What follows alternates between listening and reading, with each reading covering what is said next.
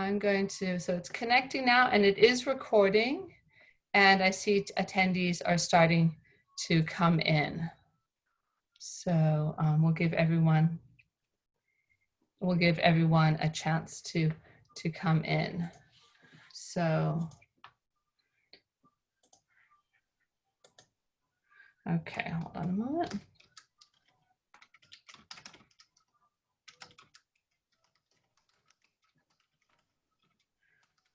Okay. And I hope you all got to see the agenda. Okay, so I see people are coming in. All right, so here's Bob. I'm going to, all right, there, I'm bringing Bob in as a panelist. For some reason, he was not on. There he is. Okay. All right, so I'm letting attendees come in slowly. We also have Christina here. Christina just arrived, and here is Bob Gelber. Okay, so Christina and Bob, if you two are gonna, if you could unmute yourselves and introduce yourselves to our panelists, that would be great. Good evening. My name is Christina Lombardi. I'm a board member at large, and I'm the chairperson of the Government Relations Committee. Okay, and Bob, if you could introduce yourself too. Bob Gelber, I'm Vice President, and I'm also on the Education Committee. Welcome to our meeting. And Deb. Deb, you didn't have a chance to introduce yourself before. Hi, I'm still Deborah, and I make stuff and listen. Yeah, Deborah's one of our board members at large. And I see Kelly Curtin also just signed in. So Kelly, welcome, welcome. I'm Emma, I'm the president of the Guides Association, and got a whole bunch of us here. And so yes, so I can see Jeremy already put some reminders into the chat for our attendees. We're up to 88 now, I believe. At least 95 have already registered, and then we'll have more coming in. Okay, so. All right.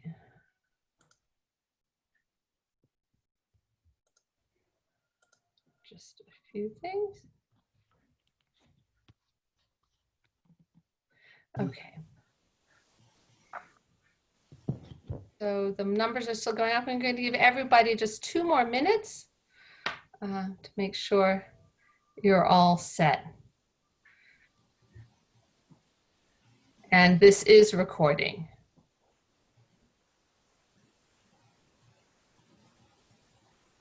Okay, oh, thank you, John, for sending the agenda again. All right. And John just put the link to the agenda in. Emma, did that work? Yeah, that was working just fine. Mm-hmm. I think so. I think it should be working just fine. All right. Oops, try again, John. I think it only went to the panelists. Okay, oh, we have a visitor here from DC, and yes, the agenda was emailed to everyone. Okay, so why don't we get started? I'm going to call the meeting to order. Welcome, everyone. This is going to be, I think, an interesting evening. We've got a lot of great things to talk about and really a wonderful group of panelists. So thank you all for coming. Thank you all for attending.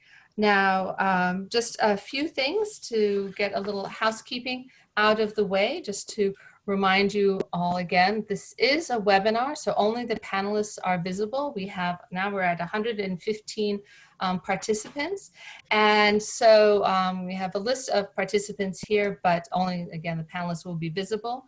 Please make sure to use the Q&A for questions to the panelists. You can use the chat for general comments and general questions, and especially once the panelists are finished, and Jeremy and the rest of the board will also be monitoring that, and so we're keeping an eye on that for general commentary. Now, the committee reports have all been submitted electronically. They will be posted to the GANYC website. We will not be reading committee reports tonight because we have a full set of panelists and a lot of great things to talk about. But just a few announcements about that. Dave Gardner, our newsletter editor, has the deadline for submission to guidelines to our newsletter is June 28th. you can send your submission to newsletter@ganyc.org. And then speaking of submissions, Christina Lombardi, who edits our weekly Virgil, which is our sort of guide for guides, she is always welcoming submissions from members. If you want to tell the story of how you became a guide, if you have some photographs of our city, you're welcome to send those in. We love recipes, we love funny stories, we love you know, as I said, recipes, food and drink are very, very welcome. And so we are always happy to get that from you. And you can just send that right to the board. Just send it to board@ganyc.org. Okay, so that, you know, you're all welcome. You're all welcome to do that. And I hope the Virgil is useful. We will be running the Virgil definitely through, still on a weekly basis, through the end of June, and then we will see what we need to do, whether we go back to the biweekly e-blast that we were sending out prior to the start of COVID-19, and then we'll see about that, and we'll go from there. But really, you can always refer to it. Again, send suggestions to board@ganyc.org. And if you've missed any editions of it, they are on the GANYC website. When you open the website, you go to the COVID-19 up in the little member, the menu up at the top, and you'll find them all listed there, and they're also posted in documents. And for any of our panelists, if you're interested, you can also receive it, and you're welcome to subscribe. It's a sort of a fun way for us to communicate with everybody. So that said, that out of the way, it's really hard to figure out sometimes what to say to everybody. And I just love watching the numbers go up and know that there are over 120 GANYC members and guests who are here this evening. And I just have to let you know how much I appreciate this. And I appreciate all of you for coming here. And of course, our wonderful panelists too. I think if I didn't have GANYC, I would be doing a lot more baking and a lot more cooking than I'm already doing, and that's quite a bit anyway. But you all are inspiring me every day to try to do better, try to do more, and try to really reach out and help to do what I can for the guiding community and for our city.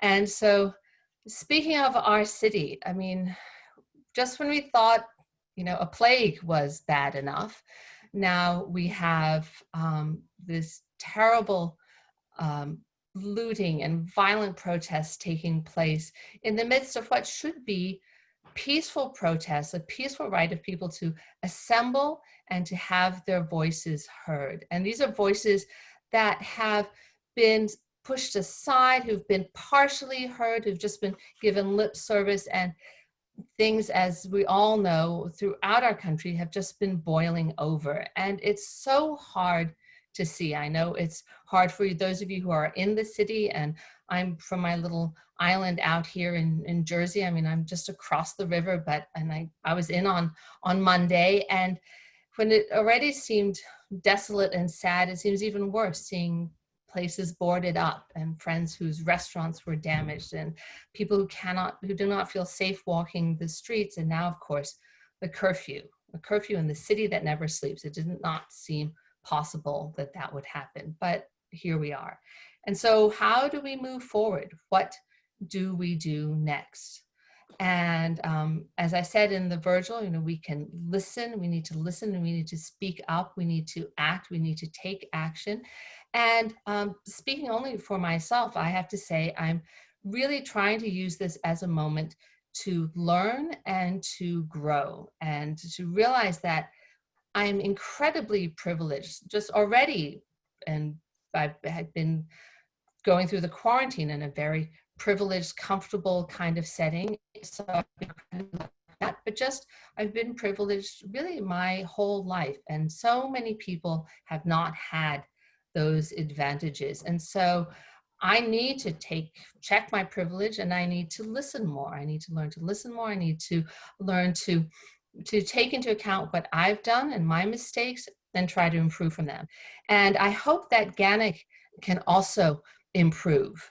Okay, we have, our demographics tend to skew a little older, shall we say, and we're, guides are a quirky bunch anyway, but I think we need to reach out more, reach out to communities of color, get to know our neighbors in a different way, and get to know our city in a different way, and appreciate it for its diversity, not paying lip service to its diversity, but really, really digging deep and reaching out. And so I hope this is making sense, because it's really spoken from the heart. I try to take some notes and write some things down, but that's all long gone. It's just really me saying to all of you, let's try harder, let's do better, let's get out there, let's make our voices heard, let's protest with our social distancing, I guess, as much as we can. I want to wrap everybody up in plastic and make as more masks than I've been already sewing like mad, and really do what we can and really try to be aware. I mean, even just looking at all our panelists, we're all one pale color here, and we need to diversify more. And so, and this is an appeal also to GANYC members themselves. Join the board, be active, be proactive. Let us know what you need. Let us know what you want. Let us know how we can help and how we can continue this dialogue in a really productive way, and move forward from this, and move forward in a better way, and have GANYC grow as well. So, sort of stepping off my soapbox, welcome you all again to our June meeting. And so we're going to start with our panelists, and we're really honored to have Fred Dixon with us here this evening. And Fred is the President and CEO of NYC Company, and he will be doing a presentation for us, and Mike Morgenthau actually will be moderating the discussion. So Fred and Mike, if you want to unmute yourselves, and I'm ready to share the screen and to show the presentation whenever you are. So go right ahead, guys. Thank you so much. So before Fred, you jump in, I just want to say thank you so much. We know how incredibly busy you've been ever in normal life, let alone since the pandemic struck, and we appreciate everything that you and NYC Company is doing to try to bring tourism back to the city. I just want to read a brief bio of you that I found on your LinkedIn page, if you don't mind, just so people have a little bit of a background on you, and then we'll launch right in to your presentation. With over 23 years of experience in the travel industry, Fred Dixon has the overall responsibility for developing and implementing New York City's tourism, marketing, and convention development strategy internationally, as well as in domestic, leisure, and business markets. Joining NYC Company in 2005, Fred has led the aggressive and successful expansion of the city's international marketing efforts. A respected and valued leader in a global industry with positions on travel industry association boards and planning committees, Fred has served on boards including the U.S. Travel Association, IPW Planning Committee, National Tour Association, Tourism Cares, Student and Youth Travel Association, and was nominated as a city appointment to the board of the Javits Center Operating Corporation. So, without further ado, ladies and gentlemen, here's Fred Dixon. Thank you so much, Michael. It's great to be with you.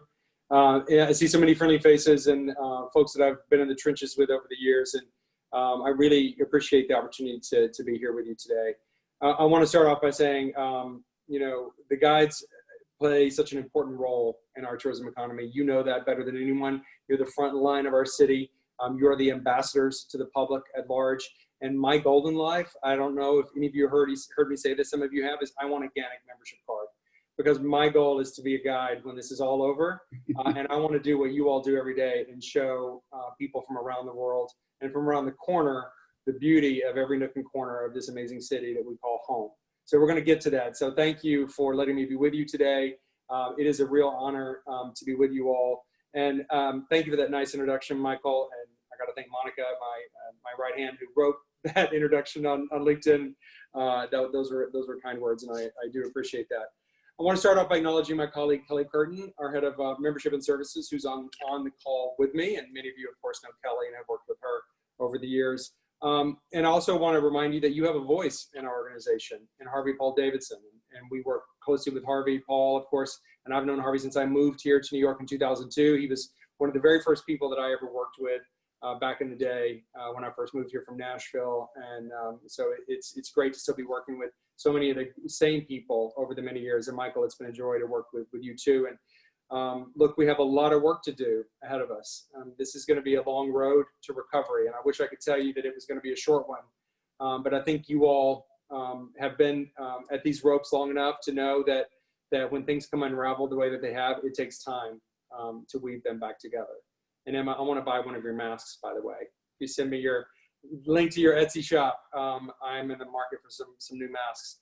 But hopefully, if you want, Emma, if you want to put up the slides now, I can just walk you all through what's been going on. So what seems like an eternity, and in reality, as you all know, in this new strange time that we live in, you know, it's only been since the middle of March that things have deteriorated to the point that they're in. But over that period, we have been working behind the scenes at every level of government to advocate for the travel and tourism industry writ large, businesses both small and large, to make sure that everyone is aware that tourism needs to be at the forefront of the conversation for the recovery. Many of you I know on this call were with us, you know, in the early 90s when there was the first attack at the World Trade Center, after 9/11, of course, in 2008 with the Great Recession, and of course, Hurricane Sandy or Superstorm Sandy. We have been through a lot, you know, and as I know you all often talk about, I was a history major in college, part of why I want to be a tour guide. You know, the city's obituary has been written many times over the years, and everyone is anxious to write the next one. But the city defies that, and we're going to defy it again. We've taken a punch. There's no question. I can't candy coat that in any way, and we're trying to be very transparent with everyone, with the local business community, with independent contractors, with the government, and with the public and media writ large. That this is going to be probably the defining struggle of most of our professional careers is getting New York City back up on its feet. And by the way, we're doing it at the same time that every other destination in the globe is attempting to do the same thing. So it is a complete reset in every sense of the word. But I do want to thank Harvey Paul for his service on our board and he and Michael's constant advocacy for you, and Emma as well. You have great leadership, and I want to thank them for what they're doing. And I hope this is not the last time that I'm with you all in the short term. I'm happy to come back at any point. Emma, if you want to go to the next slide, of course, you all know hopefully who we are. We are the official destination marketing organization and Convention and Visitors Bureau for the 5 boroughs of New York City. Some people think of us as a city agency. We're actually not a city agency, so I always like to correct the record. We're a 501c6 nonprofit organization. We've been around since 1935, if you want to drop that into any of your narratives. But we've had many iterations over the years. Those of you that have been with us for a long time may remember the New York City Convention and Visitors Bureau. That existed until 1998-99 when NYC Company became the new name. And then Mayor Bloomberg joined us with the City Sports Commission, the City Marketing Office, and the City Big Events team, the host committee, if you remember, that did the bidding for the Olympics. Joined us all together, kept the NYC Company name, and we're now the new destination marketing organization that you all know and hopefully work with today. We are a private membership organization, somewhat like GANYC. We have about 2,000 member companies across the 5 boroughs that provide about half of our funding. So we're a little bit unique in terms of tourism boards. Some around the country receive a percentage of hotel occupancy tax. I wish that were the case here in the boom days, but unfortunately that's never been the case here in New York as much as we've advocated for it. We are a flat line in the mayor's budget. We have a contract for service that's managed by the Small Business Services Administration, SBS. And we work arm in arm with City Hall, but we're not a city agency and we're not city employees. But we advocate for, convene, and champion New York City's tourism and hospitality organizations and represent all 5 boroughs around the world. Looking at the next slide, Emma, you'll see here the Coalition for Hospitality and Tourism Recovery was created just in the last really 30 days to represent the broad swath of the tourism and hospitality industry beyond our membership, recognizing that there needs to be a body that's advocating strongly beyond just the NYC Company's capability to do it for itself. So we reach back into the history books, into the leaders of this organization over the many, many years. You'll see on the right side of the page, the 3 living past chairmen of the NYC Company's board of directors, Tim Zagat, John Tisch of Lowe's Hotels, and of course, Emily Rafferty, who is our immediate past chairman, the President Emeritus for the Metropolitan Museum. Our current chairman is Charlie Flateman. You don't see him listed here, but he is the current chairman of the board of NYC Company from the Schubert organization, their EVP of Business Development. But using the experience of the past three chairmen, and some of you may recall New York Rising, which was the last coalition CMYC and Company stood up after 9/11, and that was under the leadership of John Tisch as chairman. So this new entity, this new effort is very much in the vein of New York Rising. We tapped 5 co-chairs from across the various sectors of our industry to help guide the work that the coalition is going to undertake. That's Ellen Potter, as you see, Thelma Golden of the Studio Museum, who is a personal hero of mine, Danny Meyer, another hero I know of many of us at Union Square Hospitality. Lin-Manuel Miranda has lent his voice and his name to this effort, and a terrific advocate for not only Broadway, of course, but for neighborhoods. And he and his family, of course, are behind the Northern Manhattan Arts Alliance. Many of you may know that. His father, Louis Miranda, is on our board. And then Peter Ward, of course, the head of the New York City Hotel Trades Council, representing labor and the biggest labor group in hospitality. The next page, you'll see the steering committee that this group chose, again, representing a broad swath of the industry to serve. This is another committee alongside the other committees that NYC Company currently is managing under our board of directors. So we have a hotel committee, we have a restaurant committee, we have an attractions and cultural committee, and now we have the steering committee for the coalition. And this, of course, is a representation of businesses, both large and small.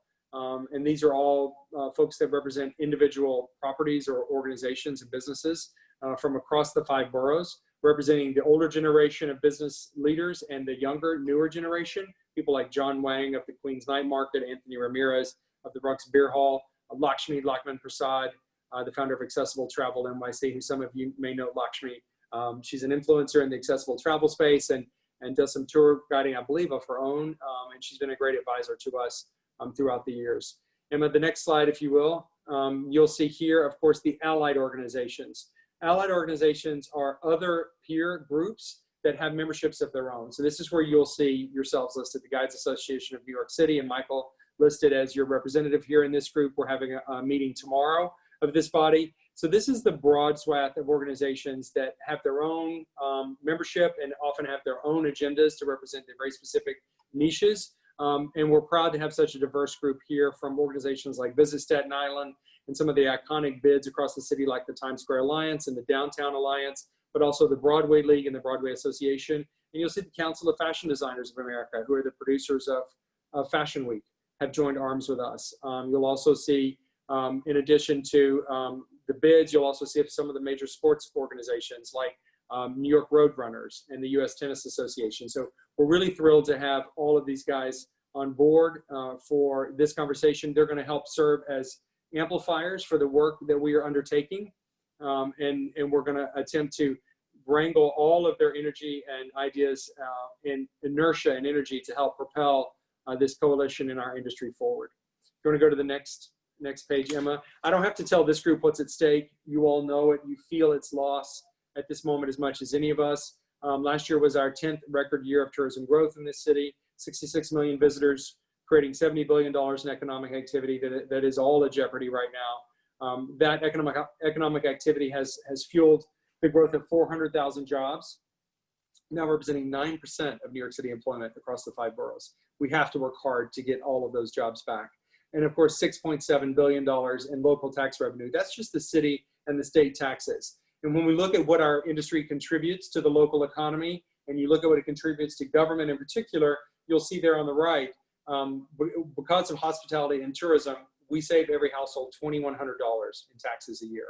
So without the $6.7 billion in tax revenue from to the city and the state, each household tax burden would go up exponentially. And unfortunately, we're facing that reality in the very near term. And of course, tax revenue goes to support all of the essential services that we need, especially right now, first responders, education, transit, and other things across the city that's funded by the general fund of the city of New York. If you look at the next slide, Emma, the purpose of this coalition, and this is broken basically into 2 buckets: committed to public health and safety, anchored in our experience with great New York City comebacks, and that hints to the deep experience of crisis recovery that we as a community have experienced, that we have gone through, that we're pulling on right now in terms of the leadership from the community to help us solve this problem. And of course, what we're going to do is help chart the new path back to reconnecting all of us to the city that we love. Next slide, if you would, Emma. And we are planning for the city's emergence. So you're going to see from us, help guided by the steering committee and the allied organizations, very soon a blueprint for recovery that's going to outline the steps in tandem with the city's phases. And I'm going to talk to you about that in just a moment. But this is where we begin to pull back into existence the demand generators that we all need to get back to work. Helping the arts and cultural organizations get back on their feet, helping Broadway figure out when can they come back. You know, it's interesting, I have a lot of conversations with the media and they all want to look at Broadway as the greatest hallmark for when New York City tourism is back. And while the Broadway in many ways is the crown jewel of tourism in New York, always has been, it's been one of our greatest advantages, we can rebuild tourism before Broadway returns. And that's a real concern from a lot of folks. You know, you've heard Charlotte St. Martin, the head of the Broadway League, and many in the Broadway community talk about the real challenges that they're facing with the built environment and getting Broadway back up and actors back on the boards on the Great White Way. In many ways, it may be one of the last phases in terms of recovery. So how do we get visitors coming back to New York, create economic stimulus, get you guys back to work in New York City that doesn't have Broadway back yet? Those are the things that we're planning for, and we're going to be working with all of you and recognizing that this is going to be a long road. Many of the economic forecasts that you look at, other pundits and prognosticators, you know, everyone is looking for the crystal ball. Many of them are saying, you know, especially if you look at the airlines, you know, some are saying that demand will not go back to where it was in 2019 until 2023 or 24. So it is going to be a slow build because, as you all are aware, we're also facing a serious economic retraction at the same time. So lots of issues on the plate, and we're going to be working on all of them together. Next slide, if you would, Emma. Looking at the coalition's goals, these are really in 4 buckets. You know, moving from shutdown to reopening is going to be a process, and drawing on the experience and innovation of everyone in our community. We're working right now to inform the strategy, and this is where we're pulling on both our board of directors, other organizations like this one, but also government and civic organizations to help inform the strategy. So that's happening across the board right now. That's why presentations like this are important, so we can engage you and make sure we're collecting your ideas and input. We're also taking this moment to talk to our city-to-city partners around the world. You know, we're not alone in this, of course, and other cities are ahead of us in some sense in this crisis. We're talking to our partners in Madrid and in Berlin and in Amsterdam and in Milan, also in Shanghai and in Tokyo. These are all cities where we have tourism agreements for partnership, and that includes best practice sharing, and we're pulling on those right now. So using all of that experience and collective wisdom to help inform our own strategy and help others form a strategy for the globe. We're reimagining the experience right now, and this is gonna be where I think you all are gonna be able to help us flesh out a lot of material. You've seen the phases that have been announced by the governor. We're working on them now to figure out exactly how can we move some of our important constituents up further. Advocating for you all is an important part of that. You know, depending on who you ask, you know, we can start reconvening groups for tours. If you're in the larger group business, you know, in phase 4, depending on what the size of the group is. But some are saying, you know, we might be able to move things up into phase 3 or phase 2. So we are pledging to you today that we are going to work with you to help advance that and do what we can to help reimagine the experience for a new normal in New York with health and safety in mind. As long as we're in an environment where we're dealing with this virus, and there isn't any concrete news yet about the timeline for the vaccine or any of the advanced treatments, we have to learn to live with it, and that's going to require a completely new experience for tourism, so we can get people back out spending again, engaging with neighborhoods, engaging with New Yorkers, and getting cash registers ringing again across the board. That's going to be important, and we have to find a way to do that even in the absence of a vaccine. And that's where our health experts are going to come in. You probably saw on the steering committee, Lee Perlman, the head of the New York City Hospital Association, the Greater New York Hospital Association, that is. Lee has been a terrific advocate and a partner, and he is putting to bear the best medical minds and experience in their community to help us figure out the health and safety plan. And we're seeing some other destinations do this. I encourage you to visit Asheville, North Carolina. Actually has a really interesting plan that they've already put out, which is a health and safety pledge that, and it contains pieces that not only the business community for commitments, but also the public. And so it's saying, here's our pledge. Here's what we're going to do to protect you and to restore confidence in our destination. Here's what we ask you to do to help restore, to help us ensure that safety. One of the conversations that we've been having is how do we begin to tell the story of how New York flattened the curve? It isn't for anything, the fact that we have brought the virus from such a high level down to where it is today. We did that through the sweat and the tears of what is the most impressive, the best healthcare set of professionals in the world. The medical expertise that's right here in New York is as good as any you'll find anywhere on the planet. And they did that. And we did that as a public in following the guidance from the governor and others and the mayor, donning masks, staying home, doing what we needed to do to address the situation. And we want to be able to say to the world, because of the sacrifices that we've made, because of the expertise that's here, New York City is one of the safest places on the planet for you to visit. So that is key to restoring the confidence in the traveling public. It's key to restoring the confidence to our workforce. But we need to take comfort in the fact that we have done this, and that with smart guidance and with the right procedures in place, we can get back to work and we can begin to attract people to our city and renew their confidence. That feeds into the next bucket, which is rebuilding confidence in the place. This is where we're really going to be pivoting to that safest city messaging and getting back our welcome message into the community and beginning to rebuild demand again. And then, of course, the final phase is the larger promotion, enticing travelers back to our city. I think you all have probably figured this out. Tourism is going to be very hyper-local in the beginning. It literally is going to be about reconnecting us New Yorkers with our city, re-sewing the fabric of our community, encouraging people to get back out into restaurants, whether it's just for modified takeout or delivery. What is the arts and cultural organizations going to look like? Who's going to be able to open up first? Many of them are already lobbying the governor to open sooner. This is going to be a very neighborhood forward effort. This is not necessarily going to be about Times Square first. This is a real opportunity to take the experiences of the past many days and the systemic injustices and racism that we have seen laid bare over the last many days, and the tragic death and murder of George Floyd, to reframe the conversation about our neighborhoods, to use the tour guides in this particular situation. You're supremely situated to help us explore our neighborhoods and put the neighborhoods again at the forefront of the conversation, move the affected communities from the background to the foreground. So there's a lot of work we have to do here, but there's also a lot of opportunity to put things back, but also put things back in an even better way and tell the stories that the world wants to see. Show the world that New York is back, why New York is still the greatest city in the world, while we have done, how we have done a miraculous thing in conquering this virus in this short amount of time, and how we're going to make New York City safe to visit again. But it's going to be a long road. The next slide, if you would, Emma, and I'll be wrapping up shortly here, is the audiences and vehicles that we're going to do that. And when we talk about audiences, you already have heard me talk about our members and our partners, people like GANYC and organizations like GANYC and the allies, but also consumers in those concentric circles, the travel trade, meeting and event organizers, the press and media, and of course, government at every level. And we're going to be using our members' channels. We're going to ask you all to help us amplify this messaging. We're going to be creating toolboxes and creative messaging and campaigns that you all can get behind. Hopefully you've already seen some of the virtual work that we've done. As we were talking, some of your board members and I before we went live with this, nothing replaces face-to-face.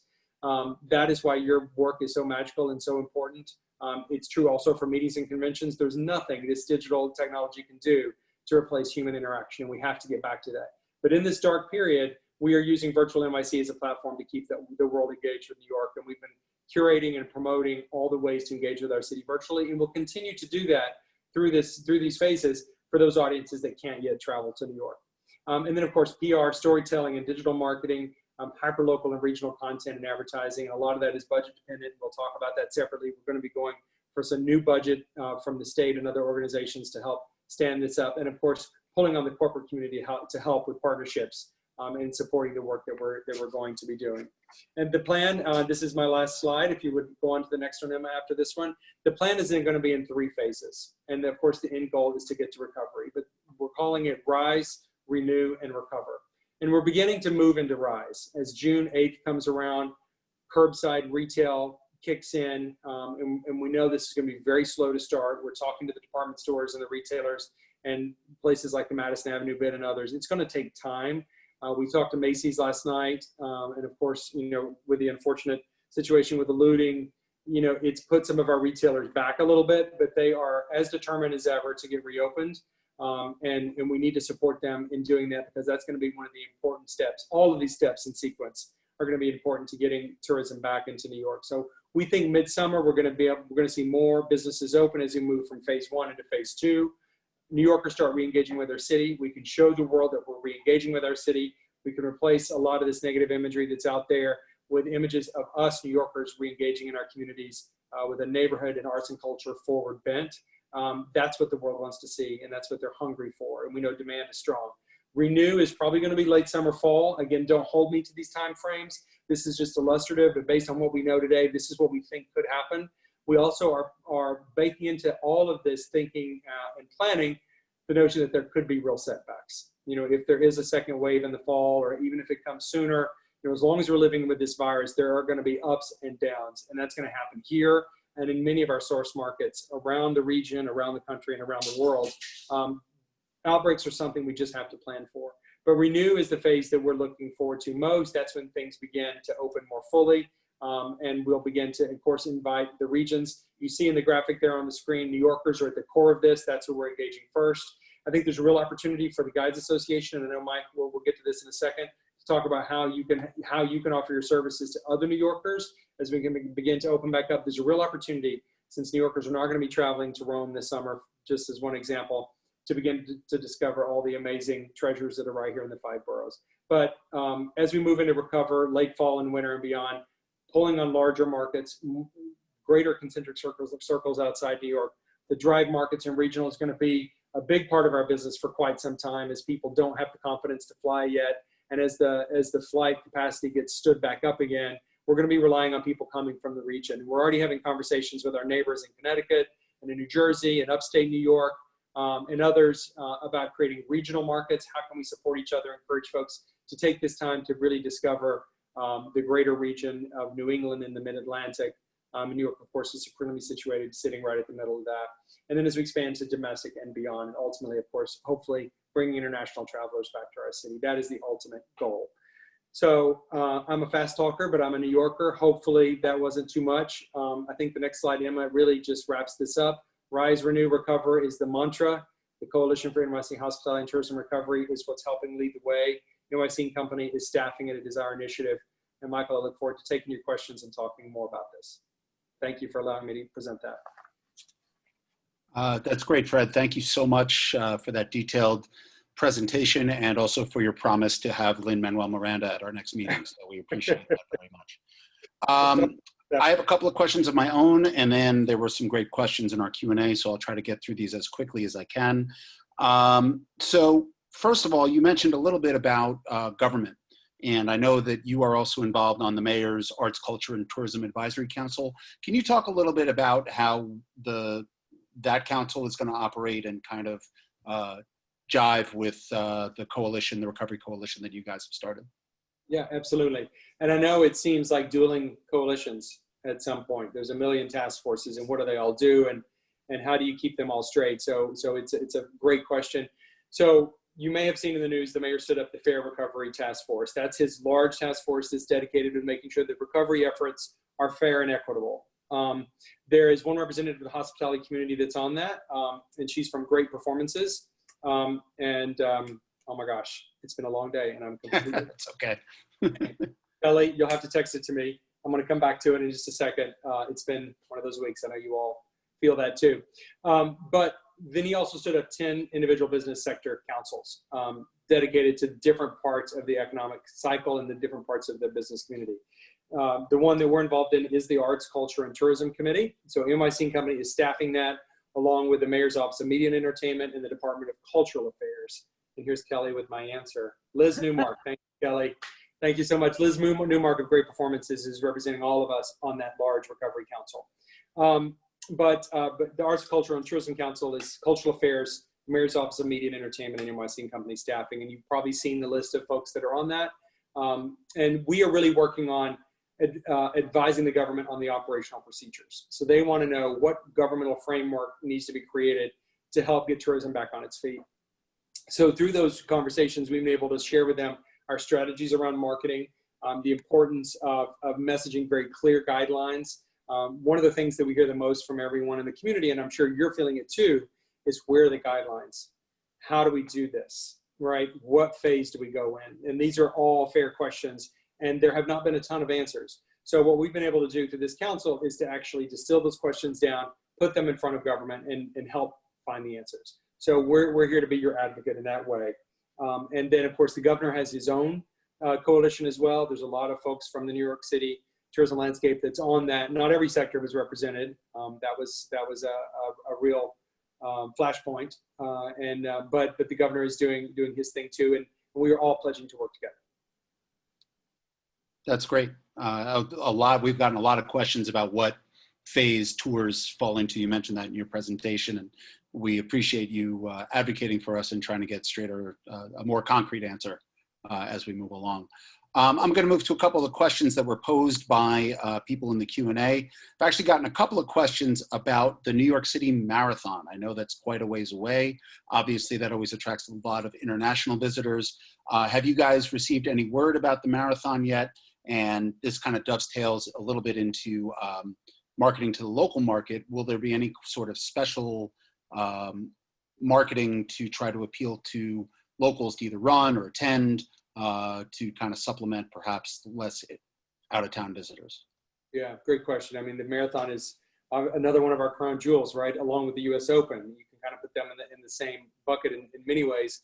And both Danny Zalzner from the U.S. Tennis Association and Michael Caparoso of the New York Roadrunners are part of our coalition and steering committee, and we're in regular communication with them both. Michael, I know, is one of the most, if any of you know Michael, the head of the Roadrunners, he's one of the most remarkable leaders, I think, in our industry, and he's compassionate, and he, of course, is a dedicated runner, but he also is dedicated to this community, and he knows the power of that event and what it means for so many people in our industry as a source of income and revenue and visitors. And so they have a tough task ahead of them. I certainly can't speak for him. You all saw the news that just last week the Boston Marathon canceled. There are real challenges around standing up these large events where people are together, even outdoors. And I know they have not made any decisions yet. I know he's had to make the decision to cancel some of their smaller events throughout the 5 boroughs in the last 30 days and in the next 3 to 4 months. So that question is still pending. What's going to happen with the marathon? We're hopeful that they're going to be able to find a way and that they will be able to go forward, but we have to recognize that there are real challenges with these big events, and they've got some of the brightest minds working on that and trying to figure out how they can move that forward. But stay tuned and we'll keep you posted. In a similar vein, the U.S. Open, as Danny has said, they're going to make a decision by the middle of June. Okay. And so, you know, one of the, I mean, we don't see a path at this point, and at least there hasn't been any real conversation about putting spectators back in arenas. So, you know, or at concerts, you all have heard those conversations too. So, you know, we know it's going to be a huge challenge for them to sell tickets to attend these events, certainly at the scale that they've done in the past, while this virus is still running rampant in our community, in our world. But can they move forward with a televised event? And we really want them, if nothing else, to do that and to show the world great imagery of New York. I think that's really important that they do that, and Danny has pledged to do all he can to make that happen. And so stay tuned. We'll know more about both of those very soon, but we are in constant communication with them both. That's great. Next question is, you mentioned before that you've been in touch with colleagues both nationally and internationally, other DMOs.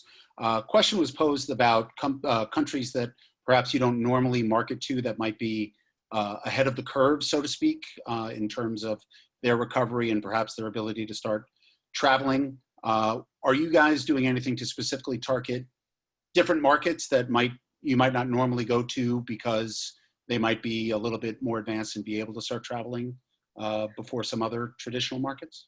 It's a great question. And I wish I had really good answers for you there. I mean, the challenge is the borders to the United States are still closed, as many of you know.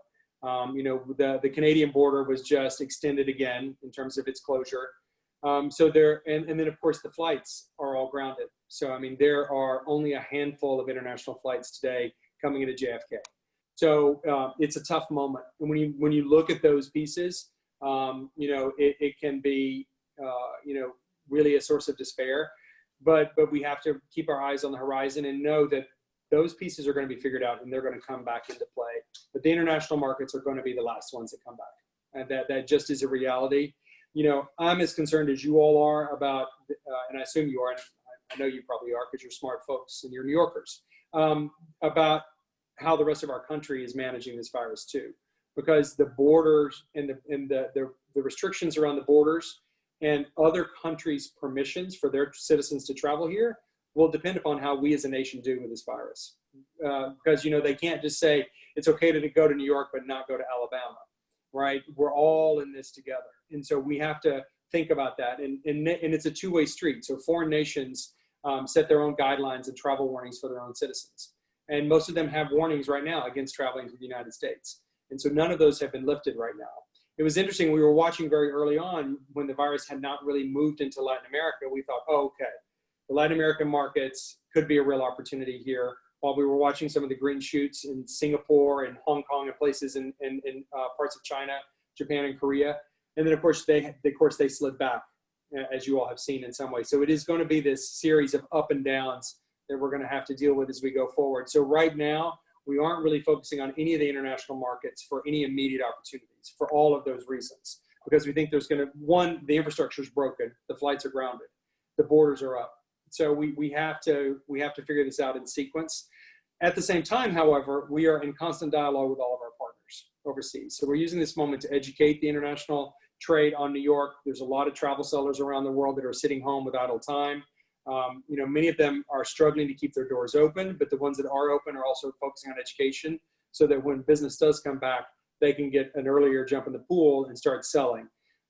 We are still seeing demand for New York to be at record levels. It's still really high. People are searching for New York over and over again. That's why our virtual content right now, while it is subpar to the human interaction, is really important that people see a way to engage with New York around the world right now, and we keep those bonds tight. You all know it, and I know it. You know, New York has always been on most people's bucket lists.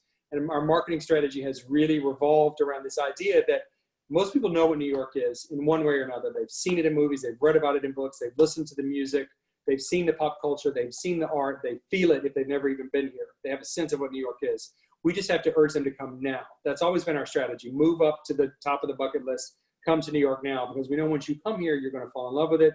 And you're going to come back time and time again. We're going to dazzle you. Our tour guides are going to show you the most amazing experience, and you're going to want to come back. I've got a great story, by the way, a side note, and I don't mean to get off topic, but my mom's first cousin is a school teacher in Ohio, and I thought she was a traveler just like a lot of average Americans, and she didn't go really deep. And I saw her at a family reunion recently, and she said, I'm coming back to your great city again this summer, and she said, I'm exploring a new neighborhood. And I said, tell me about that. And she said, and I don't know which one of you she's working with, but she's working with one of you. For 23 years, she's been coming to New York, and every trip she explores a different neighborhood. And now she's exploring that by cuisine and by culture, and that's because of the work that you all are doing. That's what we've got to get back to. So just sidebar, I wanted to share that story with you because it's so important. And so while those international markets are down, we have to turn to our domestic audiences, the region, our neighbors here in New York, and we want to work with you all to figure out that plan. But in terms of the first markets that are going to be opportunities, we think it's Canada and the UK. We've already been having some conversations with our partners in Manchester and London, and our partners at Virgin and Delta and American and BA about how we can get those back up. They're eager to get those flights back up. We've got to wait for those borders to come down, but we're going to be working on that. We also have a city partnership with Toronto, and we had a great call with them 2 weeks ago. They're also eager because they see the regional market, and New York is part of their regional market. They see us as a great market for people to travel to Toronto because you're not going to be traveling long haul. So we think Canada and the UK will be the first opportunities, and we're teeing those up for the right moment. That's great, Fred. We wish we had another hour to talk to you, but we have some other great guests that we do have to get in to. But I just want to say on behalf of the whole association, we appreciate your time. We also appreciate that you guys have included us as an allied organization in your recovery coalition, and we stand at the ready to do whatever it takes to help tourism bounce back here in New York. So can't do it without. That's great. Fred, thank you. Kelly, thank you. I'll see you guys on the call tomorrow. And now I'll just turn it back over to Emma. Yeah. So yeah, thank you again, Fred. This was great, and I don't know if you all have been sort of keeping a little eye on the chat. I mean, if people are really feeling inspired and encouraged, and uplifted by this kind of information, these kinds of words, because we sort of, feel like we're the, the little stepchild of tourism, and we're sort of sitting there going, wait, call on us, please. And so it's, we love the attention. We're guides. We love a lot of attention. So thank you so much. Really, really, it's much appreciated. And we will take you up on becoming a guide. So you have to take the exam, though. So. I look forward to that. And stay inspired. We have a great story to tell. It's going to be a long road, but we are going to get there.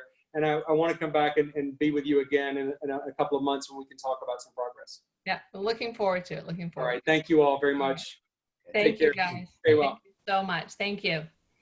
All right. So that was just really wonderful. I hope you all, I'm feeling really kind of jazzed up. So we're going to move on, and we're going to turn now to OnCell. And so Bob Gelber will be introducing Tom and his team to all of us. So take it away, Bob. Thank you so much. Oh, good evening, everyone. We're thrilled to have so many of you here tonight. And first, let me read you a little synopsis about OnCell, and then I'm going to let their team go into much more detail. So OnCell is a leading digital storytelling platform for cultural destinations and other visitor attractions, connecting people, places, and stories by creating engaging mobile experiences for visitors. OnCell has worked with museums, libraries, universities and schools, parks, tourism operators, and historic sites, among others. Since their inception in 2006, the OnCell team has worked on thousands of projects, both in the United States and internationally. And in December of 2018, OnCell acquired Authentic, a New Zealand-based industry-leading mobile technology company. So I want to welcome three members of their team, three very important members. First, we have Kyle Pierce, who's head of sales.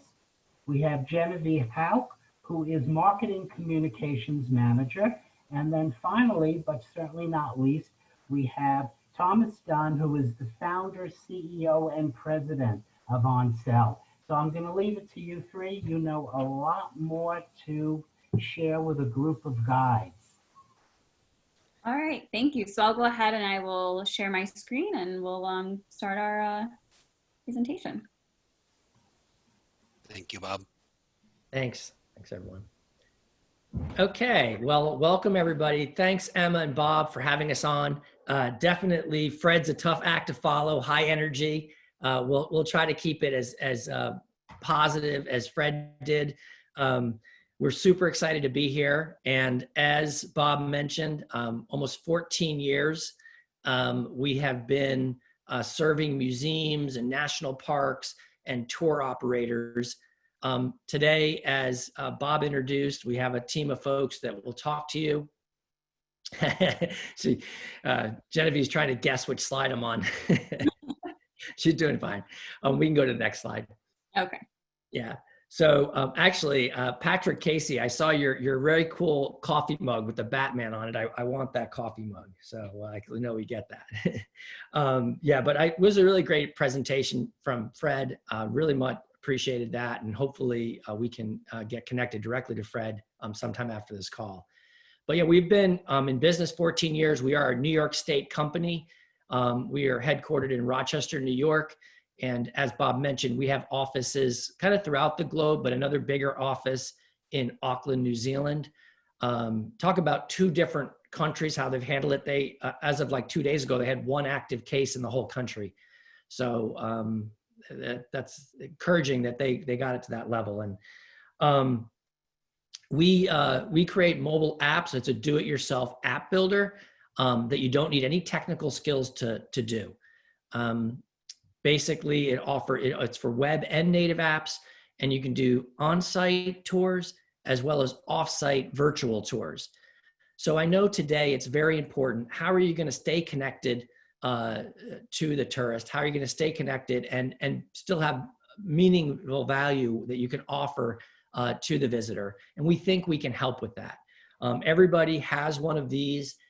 It can be used in a safe way. It can help with social distancing, and we can help you with that. We've had over 10,000 tours around the globe have been launched on our platform, and some marquee sites like the Met, who Fred mentioned in his presentation, the Museum Fit, New York Historical Society is a customer, the National Park Service, U.S. Forest Service, the Hobbiton movie set. We help them with multiple languages where we trigger the content in whatever language the guest chooses using beacons and GPS. Mount Rushmore, Yale, just to mention a few of our customers. And I'm going to hand it over to Kyle to take us from here on, give you some examples or some other information. So I'm going to go into, before we go over some of our tour examples and our tour operators and our guides, we're just going to go over the importance of an app. And a lot of people kind of view an app in terms of digital experiences as just something that you kind of download and you can use on site, or maybe you think of Instagram or Twitter or other apps like that. So the important thing that we've been trying to really get across in terms of digital experience is that an app is one of those things that can be as interactive and as engaging as you want. So that's something to think about, especially in terms of COVID. So you have, again, like we used to focus on a lot of on-site apps, a lot of on-site audio guides. That's a majority of what our clients were doing. And then obviously when COVID happened, we helped them pivot and change to offsite experiences. And we had actually seen some of them actually charge admission for these offsite experiences. So that was really interesting, kind of watching people get that revenue stream back of admission. And in some of the examples Kyle will go over, he actually will show you the one that they really gamified it and started charging admission. So the other thing is that it's more than an app, right? So in terms of digital experiences, you can stay connected, entertainment purposes, education purposes, and then just offering that escape for people during lockdown. So I saw someone write in the chat that, guides are feeling a little bit useless right now. Well, you have so much knowledge and you are capable of having that. I mean, you are your content, right? You're the knowledge, you know what it is. So the good thing about that is, when you make these apps, these are something that people can use off site. So if you do feel like sharing that knowledge, this is something that you can do. You can do it, as on the side for fun, or you can do it, like I said, people were charging admission. So that's something to think about as we go through some of these examples and kind of moving forward. And we're lucky to essentially live in a world technology-wise where when COVID happened, all of these organizations obviously had to close their doors. But one of the great things about it at the end of the day is that digitally, no one had to shut their doors. Digitally, everyone could technically remain open and still share their mission of education and just reaching their visitors and the public. So like Tom and other people had mentioned, our app experiences, it's a do-it-yourself builder, but also a lot of people kind of see an app experience and building it as something that's really quite daunting, I guess you could say. So the one thing that we like to go over is kind of just how you quickly could build that. So you have your planning, your content, your building, your sharing, and your updating. And these are kind of those 5 steps. So your planning, obviously, you're just going to map up the project. What are you looking to do? Are you going to outsource content? Are you going to create the content yourself in-house? Do you have digital assets on hand? That's another one if you're looking to do this quick and efficiently. What do you have on hand that you could content-wise put in the app, creating that project timeline? And then also you have content, like I just said, pull from previous digital assets that you have, and then create content if you insource or outsource. In terms of building, you're just going to add features. The one thing that we normally stress to people is engagement and interaction. The features you're going to want to use are video, audio, other features like quizzes, surveys. These are all going to be really important in terms of engaging people. And then of course you have the sharing, because it doesn't necessarily matter if you have the experience if you're not getting the word out there appropriately. So this sharing aspect is also just as important as the building process. And that's like what we like to also get across to people is there's affordable and effective ways to market your apps and your experiences and reach your visitors. And then of course you have the updating. So we like to tell people, and I like to tell people, talk about revolving content. You want your app to be something that can be used over and over, whether that's, different tours coming into the app, seasonal tours. It's really about what you want to do and what experience they're looking to create. But one of the things we like to tell people is make sure you have some fresh content. And also on our specific builder, because I know some people do often have this question, how easy is it to update? On our specific builder, you would be able to go in and update in just a few seconds. So there is an easy way to create these experiences and update them effectively. So in terms of make your experience engaging, I want to elaborate on this a little bit because we did speak to a museum this morning, and I know a lot of you do tours of museums and places like the Met and things like that. So one of this is really important because this is going to speak to social distancing. And in terms of social distancing, we spoke to a museum this morning and they had said that they were actually going to remove a lot of the artwork because they had to space it out 6 feet apart. And then they were actually going to have people kind of take turns entering the gallery. And this speaks to guides specifically because if you're guiding someone through a museum, if you're guiding a group through a museum, and let's say you get to a gallery and you need to wait to enter, this is where those engaging experiences are really going to come in handy. So quizzes, anything really gamified, videos they can maybe watch while they wait to enter that gallery or wait for you to restart the tour again. And this is what we talk about in terms of social distancing, and also just people being able to use their own phone for that and engage themselves while you're waiting to go in. So we had talked to the museum this morning. They said they were going to add quizzes. They were actually linking out to a third-party site to do some crossword puzzles while people wait to enter the galleries or the museum. So this is where that interaction is really going to come in handy. And you have the surveys, you could do badges, mapping. One thing that Kyle will talk a little bit about is geo alerts. So social distancing again, if you're taking someone on a group tour, if you're taking a group on a tour and it's maybe outdoors, there's also the geo alerts that can be triggered through an app experience. So maybe you don't have to be as close and people can kind of spread out a little bit, and all of their phones location-wise will be triggering the same content, and that's really important. So that will give people a little bit of the ability to space out and do the tour safely, but at the same time, still kind of have that group tour experience. So again, we wanted to speak to the COVID-19 crisis and, like I said, those on-site and off-site experiences. So I just spoke a little bit to the on-site. You have your geo alerts, that triggered content. Social distancing instructions can be included in the apps. And then of course you have visitors using their own device. We've had a lot of tour guides and just guides in general who have devices that they hand out, or they have brochures they hand out. And this is where this is really going to come in handy as people, you don't have to necessarily touch things other people are touching, especially in a museum interacting wise. But people will be able to use their own device and feel comfortable doing so. So that's kind of what we're speaking to in terms of on-site. And then of course we have off-site. So these remote experiences, like I mentioned before, we had a lot of people scrambling to connect with their visitors and really reach, their visitors, but also all of their audiences who were home. And this is where that comes in handy, the surveys, the geo alerts, just people being able to take the tour on their own as well. So again, here you'll see this app on the right-hand side. This is actually an app that people can do on their own. So this is a self-guided tour of Central Park. And this is where that geo alert stuff, when people are walking, it actually triggers certain pages and certain content pages and kind of leads them along the way. So that's another thing guide-wise that's really cool with the app, is that you can also create these self-guided tours if you want to share that knowledge and maybe make them group tours when you are able to kind of reopen and everything reopens and you're able to get back out there. And of course, offsite, we always talk about interaction because these offsite experiences, you saw people kind of scrambling to watch these virtual tours, and all of these museums were coming out with Matterport videos and things like that so that people could still see inside.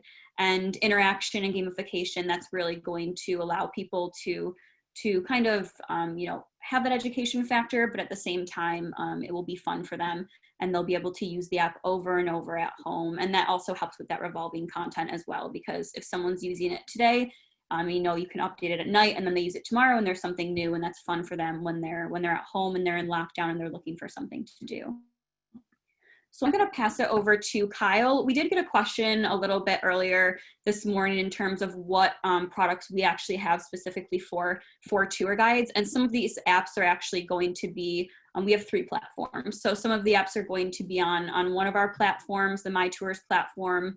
That's mainly what we have for guides and tour operators, which is a lot of the examples that Kyle will show. Then I also threw some examples of here on the OnCell builder, and that's going to be more of like your cultural organizations. The reason I put those in of more of the cultural organizations with mixed in with some guide ones is mainly just so you can kind of see what you could create in terms of museum content and cultural content, if that's kind of where your tours are being led through, like the Met, things like that. So it just kind of shows you how they set up their quizzes and their gamification and all the other features that we have. So I will hand it over to Kyle, and he'll show off a little bit of these experiences and go over some accessibility stuff. Hi, everyone.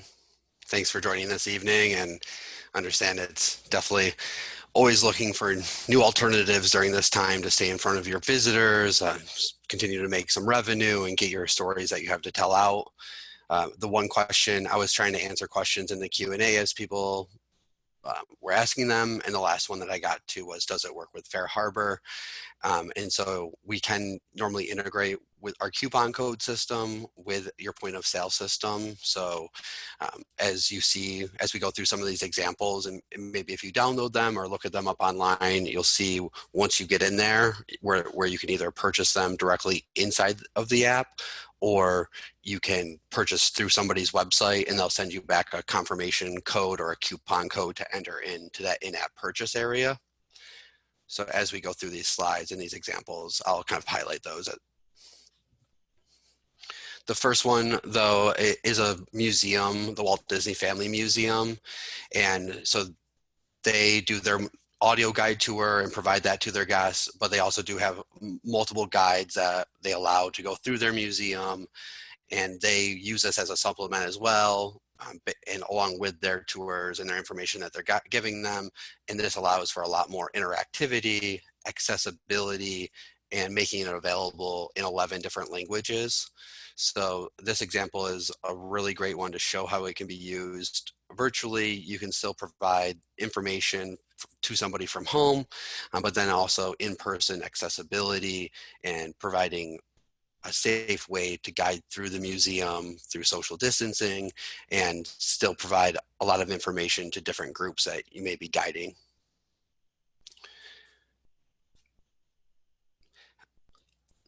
One of our partner organizations that we work with is Atlas Audio Tours, and they provide tours in cities all around the country and in different languages. So this screenshot here shows they have 20 different small tours throughout the New York City area.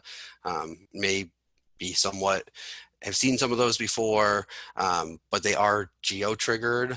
So it can be used outside and automatically trigger somebody's location. So as you're guiding with them in a guide, you can not be next to them and have to shout, 30 feet away to somebody that's in a social distance group with you. You can have them use the app as a supplement, and you can trigger these pages and these audio clips to play with them into their earbuds or into their headset. And so you can really still interact with them, give your same stories. You can upload the audio of you speaking along your tour, so you can make it exactly the same experience as you were giving in person. Obviously, it's not going to replace the enthusiasm that you can get across in the meantime. And then as you are able to start having groups with you, you can start to incorporate that along with the app. And then hopefully, as we get back to somewhat of a new normal in the future, I know Fred, during his conversation, it's looking to vary on when those phases are happening and what is included in those different phases. So we're here to be flexible with you, kind of work with you during those times, let you know where we can help out, where you can still get your stories out there and available to people. I'm sure a lot of you are doing Facebook Lives, using your social media, other free services that really allow you to interact with your guests and your clients still. But this is just another great way to dive deeper into an interactive tour. And as Fred mentioned too, it's going to kind of start with those local people going from neighborhood to neighborhood. So re-engaging with them, getting them to know where they've been living for the past year to 10 years to 50 years, and making it accessible to them to just walk out of their door, have the app downloaded, and start on this walking tour where then they're getting information and stories that they never even knew took place there. So Your Tours is a similar guide that does tours kind of all around the world. They work with different guides individually. So individual guides actually set up these tours inside of this app, and there's different themes for each one. So they're very controlled. And so you can really set up as many tours as you want, or have the app just based on one tour that you've been giving and that you want to keep providing. And then maybe you use that as a promotion to come and take your guided tour that's a little bit different, or completely different in the next few months. They use a lot of interactive mapping, from triggering their gardens and their outside locations to triggering buildings. And they haven't switched to a really offsite use case and updated their app during the COVID crisis, but they really make it easy to see, how you can use it on site, how it gives a lot of detailed information, gives the hours that places are open. And then if they were to make these changes, it's really simple to log in through our website.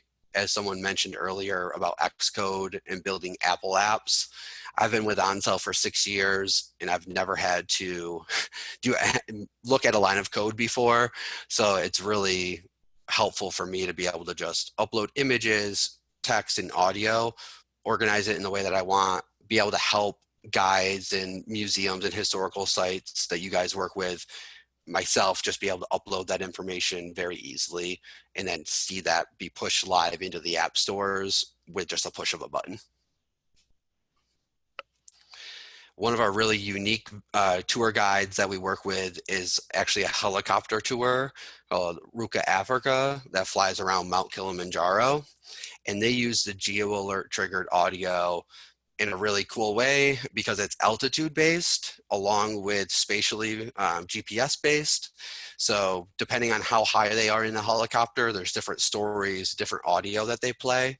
So it may come into play if there's any really tall buildings that you take people into in the city. As you go up those different floors, you're still in the same maybe geo-fenced area, but then there's a different story whether you're on the 5th floor, the 10th floor, the 40th floor. So it's really an interesting take, a use case. And, these examples that I'm sharing with you, they may not be that exact apple to apple with your guided tours around neighborhoods or inside museums in the city, but they're always great to pull influences from, gain ideas from, and see where other guides around the world are using it in unique ways and how you guys can use it in different ways too. One of our cities and visitor bureaus that we work with, they work with guides all around the city of Independence, Missouri, and they worked with businesses, museums and historic sites and the guides to build out this game inside of their app where you have a normal guided audio guide tour, but then also you can recreate the Oregon Trail and you start your journey as a pioneer, and it actually asks you questions and quizzes, and it lets you see how you can earn badges and actually build your wagon and earn, as you build your whole wagon, you've earned the right to then go on the Oregon Trail and start your journey from where it started in Independence. So I kind of promote that to go play it. We've had a lot of feedback from people that their kids love it during this time from at home. So if you have anybody you're trying to distract there in your household, we can share these URLs to these examples and links in the app stores. You can look them up in Apple or Google Play. And then one of our guided tours that we work with, who was really looking for a way to promote their paid for tours, it was the Louisiana Governor's Mansion. So this is a way, it highlights the coupon code usage. So if it's you directly looking to charge for the tours that you're giving and provide them in a digital format, you can do that directly, or we can help you promote those to sites that you work with. So if there's 4 museums that are a part of your museum guide tour, we can help set this up so that there's coupon codes for each of those tours, and we can work with you and them on building that relationship to promote more visitors going there, getting some revenue return, and hopefully evolving that into on-site visitors sooner than later. And I'm going to let Genevieve take back over for marketing your experience a little bit.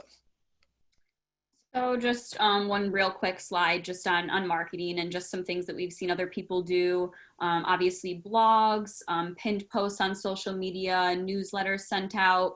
Some things we see in terms of on-site when stuff reopens, and especially with guides, is promo cards. The promo cards can work for tour operators if you want people to pay for the tour, but they also work it for downloading the tour. So if you were to have an app and you were to create your tours, and then you want to make the app easy to download for your users and for your visitors that you're taking on a tour, you would just hand them a promo card with the QR code, they scan it, and then they download the app right there, and then everyone can go on the tour.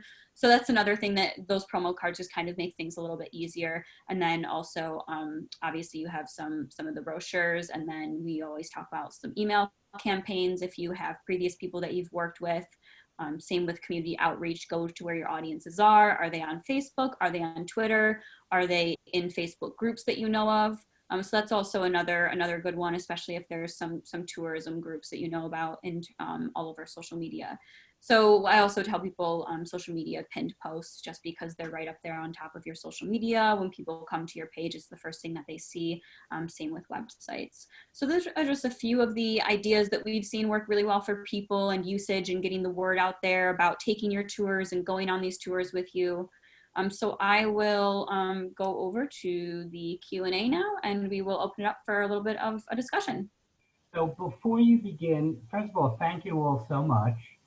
And it was a great presentation, and the products that you offer are really fascinating. But the one thing that live guides always fear is that this new technology might replace us. Because the last thing we want, especially as we're hoping to get back to a new world and be out on the streets again or on the double-decker buses, is that we will always be relevant. And that the experience with the live guide, plus any other materials that will help us do the tour, that will always be there.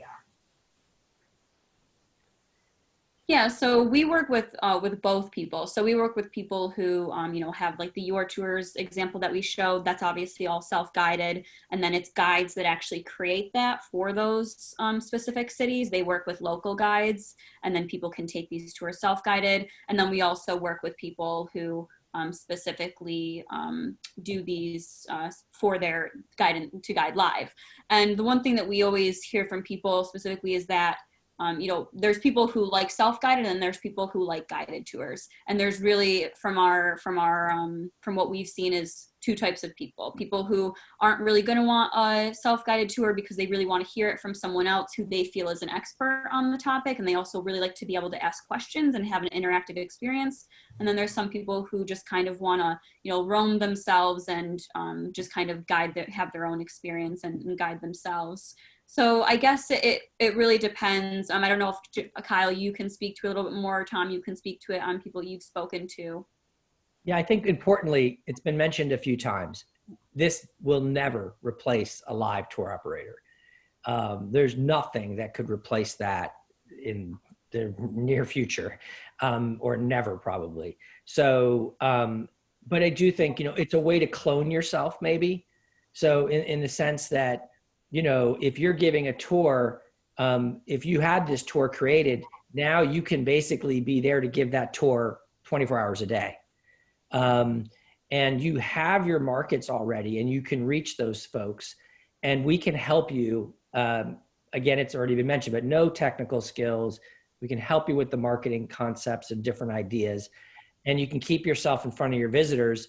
And if they liked you on your live tour, they're going to also like your voice or your videos, the things that you share on your self-guided tour. So I think try not to look at it as a either or. It's kind of like a nice to have both is what we think. So I don't know if that answered the question. Maybe any other questions, or Kyle, if you want to go any further. No, that was good. That was good. Tours being enhanced. That always helps. Mm-hmm. So thank you all so much. Does anyone have anything? I see a couple of questions in the Q&A. Revenue streams and using apps. You just answered a question. So I think you've really answered most of the questions that's been put up. You were doing them during. So again, thank you so much for joining us tonight. We really appreciate your time. I know Thank you very much. Yeah, it was a wonderful, we're very thankful to be part of this. And if you have any questions, feel free. You can look us up at oncell.com, reach out through the chat or through the contact form. and we're happy to just have a discussion with you. We'll be forwarding your information and your link to the membership. My son lives in Manhattan, and maybe I get to visit with some of you and go down and visit him again soon. So Come for a tour. will do. Yeah, waiting.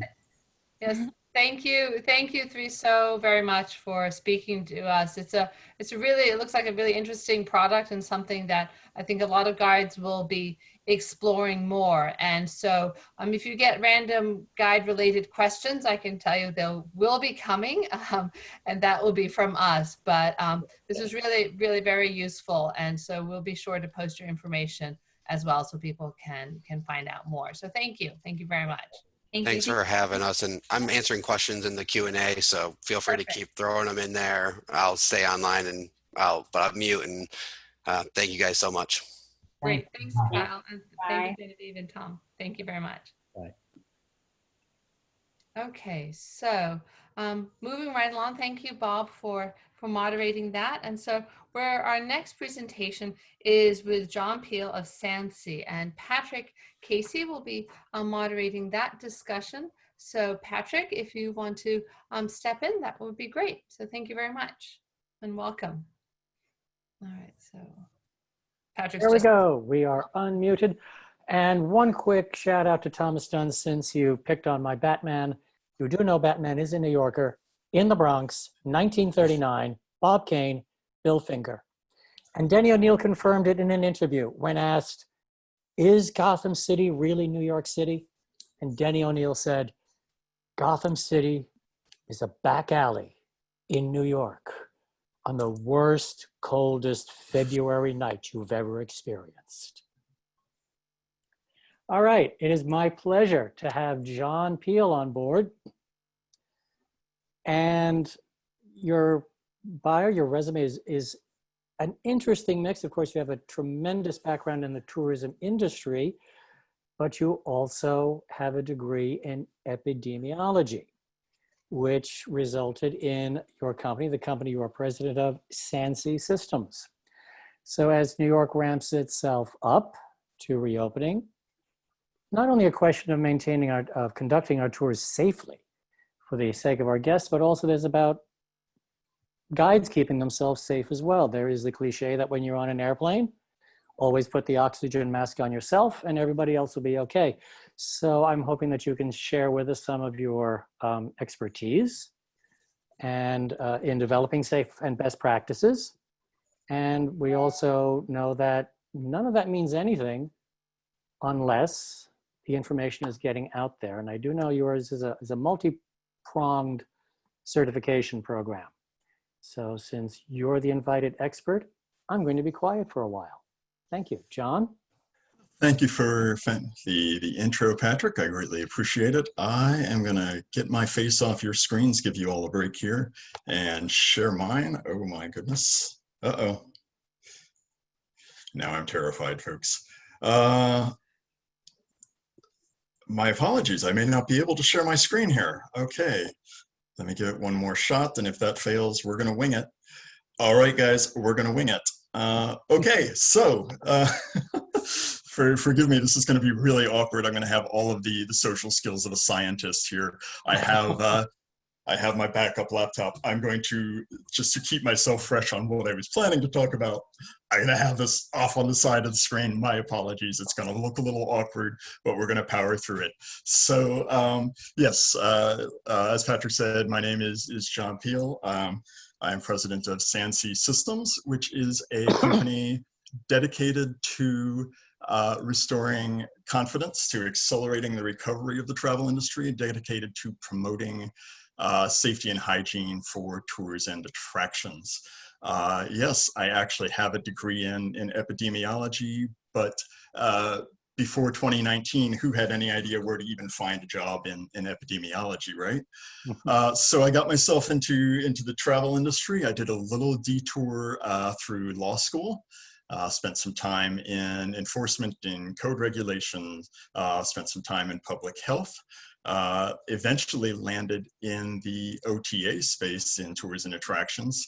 And I actually predate furniture in the United States in the OTA, tour and attraction space. My first day at Viator, I was directed to the office, opened the door and sat down on the floor, and we discussed what we were going to do next. And of course, pretty near the top of that list was buy furniture. So I do have a long history in tours and attractions. I moved to New York in 2009, was the director of sales for Empire State Building for 5 years. So I know the city well. I miss it terribly.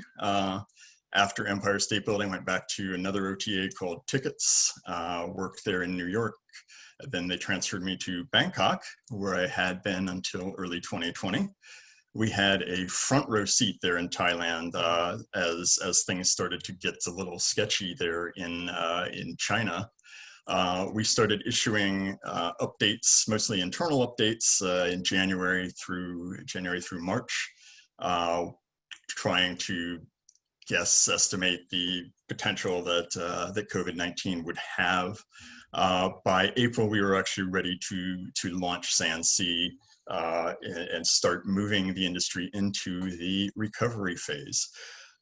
So the primary goal of SanSee is to restore confidence in our visitors through safety, but it's more important that we project confidence on to our guests, and we can have all of the marketing in the world. We can have all of the safety and all of the safety processes in place. It can be the safest possible experience. We can discount 95%, but if people aren't going to feel safe, they're still not going to come back. All of that means unfortunately nothing. So we are all about confidence and how to instill it. So I have four steps to instill confidence, and it would be so much better if you guys could see these right now. So the first one is communicate. Critical in our guest experience is communicating what will be expected of them and what they're going to experience. And I know you guys have a wide variety of challenges, whether you're acting as a step-on guide where you don't necessarily have much access to the customers until you see them on site for the first time, or in a better scenario where you're operating a private tour and you have unlimited access to your guests. But it's key to communicate what they'll be going through and what you ask of them in terms of safety and hygiene. And we'll go a little deeper into that in a moment. Step 2 is analyze, and that means breaking down the experience for the guide, for you as the guide, the experience for the guest, as well as every inanimate object that's involved in your process and the experience. Step 3 is teach, whether it's teaching yourself or teaching your guests. It wraps back to communication again, but it's a separate step, and we're going to differentiate the two in a moment.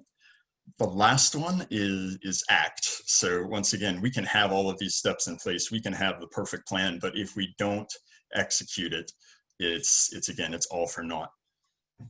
Okay, going back to communication, I have a quote from the WHO, and this is interesting because it's from March. So by COVID standards, this is almost prehistoric. But the quote is, I apologize, the single most effective preventative indicator against COVID-19 isn't the individual adoption of personal protective equipment or sanitary standards, like personal habits like hand washing.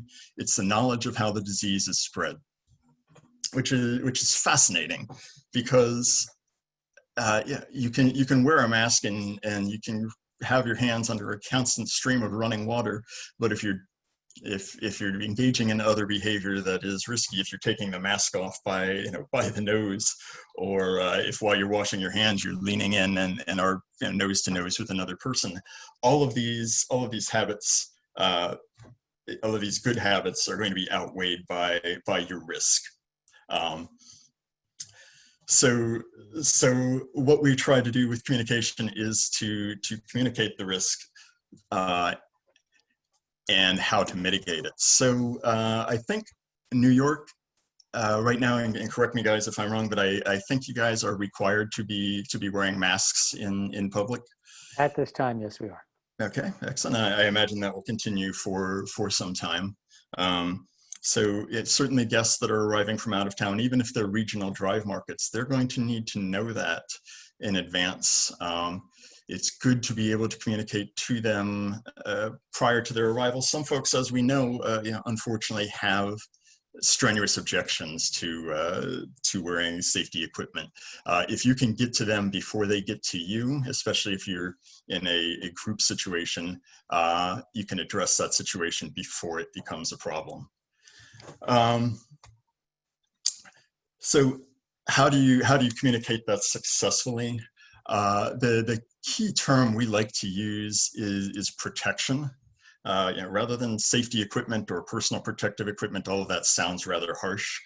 We like to communicate that as a protection measure, whether you're protecting your other guests, whether you're protecting guides, whether you're protecting the families of the people that you're with today.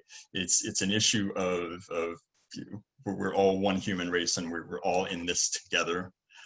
As opposed to trying to come down from the top saying it's the law that we have to do this. So try to formulate your safety script in your head before you actually come face to face with a guest.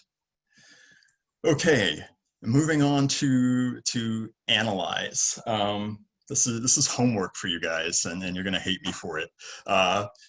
We'd like you to analyze every touch point along the way, both from a human perspective and a material perspective. So imagine what your guest is going through from the moment they leave the hotel until they arrive in front of your face. Odds are pretty good that the most dangerous encounter you have with your guest will be when you first see them. They'll be coming off the subway. They might be walking through Times Square. If you can greet them with a smile, a hello, and a little squirt of hand sanitizer, start them off clean, you have a much better chance of having a clean and safe tour. You want to consider all of your interaction on site as well. I'm sorry, in transit as well. So if are you walking your groups? Are you taking them in a vehicle? Are you taking public transit?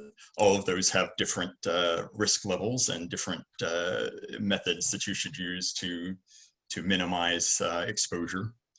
And then, of course, on site, it's good to know where you're taking them. You want to have solid communication with the museums, with the attractions. Find out what their capacity is, find out if their expectations are higher than what yours are or higher than what the city is in terms of personal protective gear, things like that. So that's analyzing risk from a human perspective. Analyzing risk from materials perspective, you want to think about things like your equipment. So if you are using a bus or an audio tour, you want to think about all the people that touch that and then how you're going to care for it.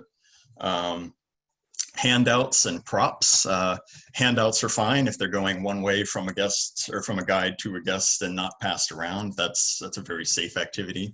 But if you have a prop that gets passed around person to person, you may want to rethink having that as part of your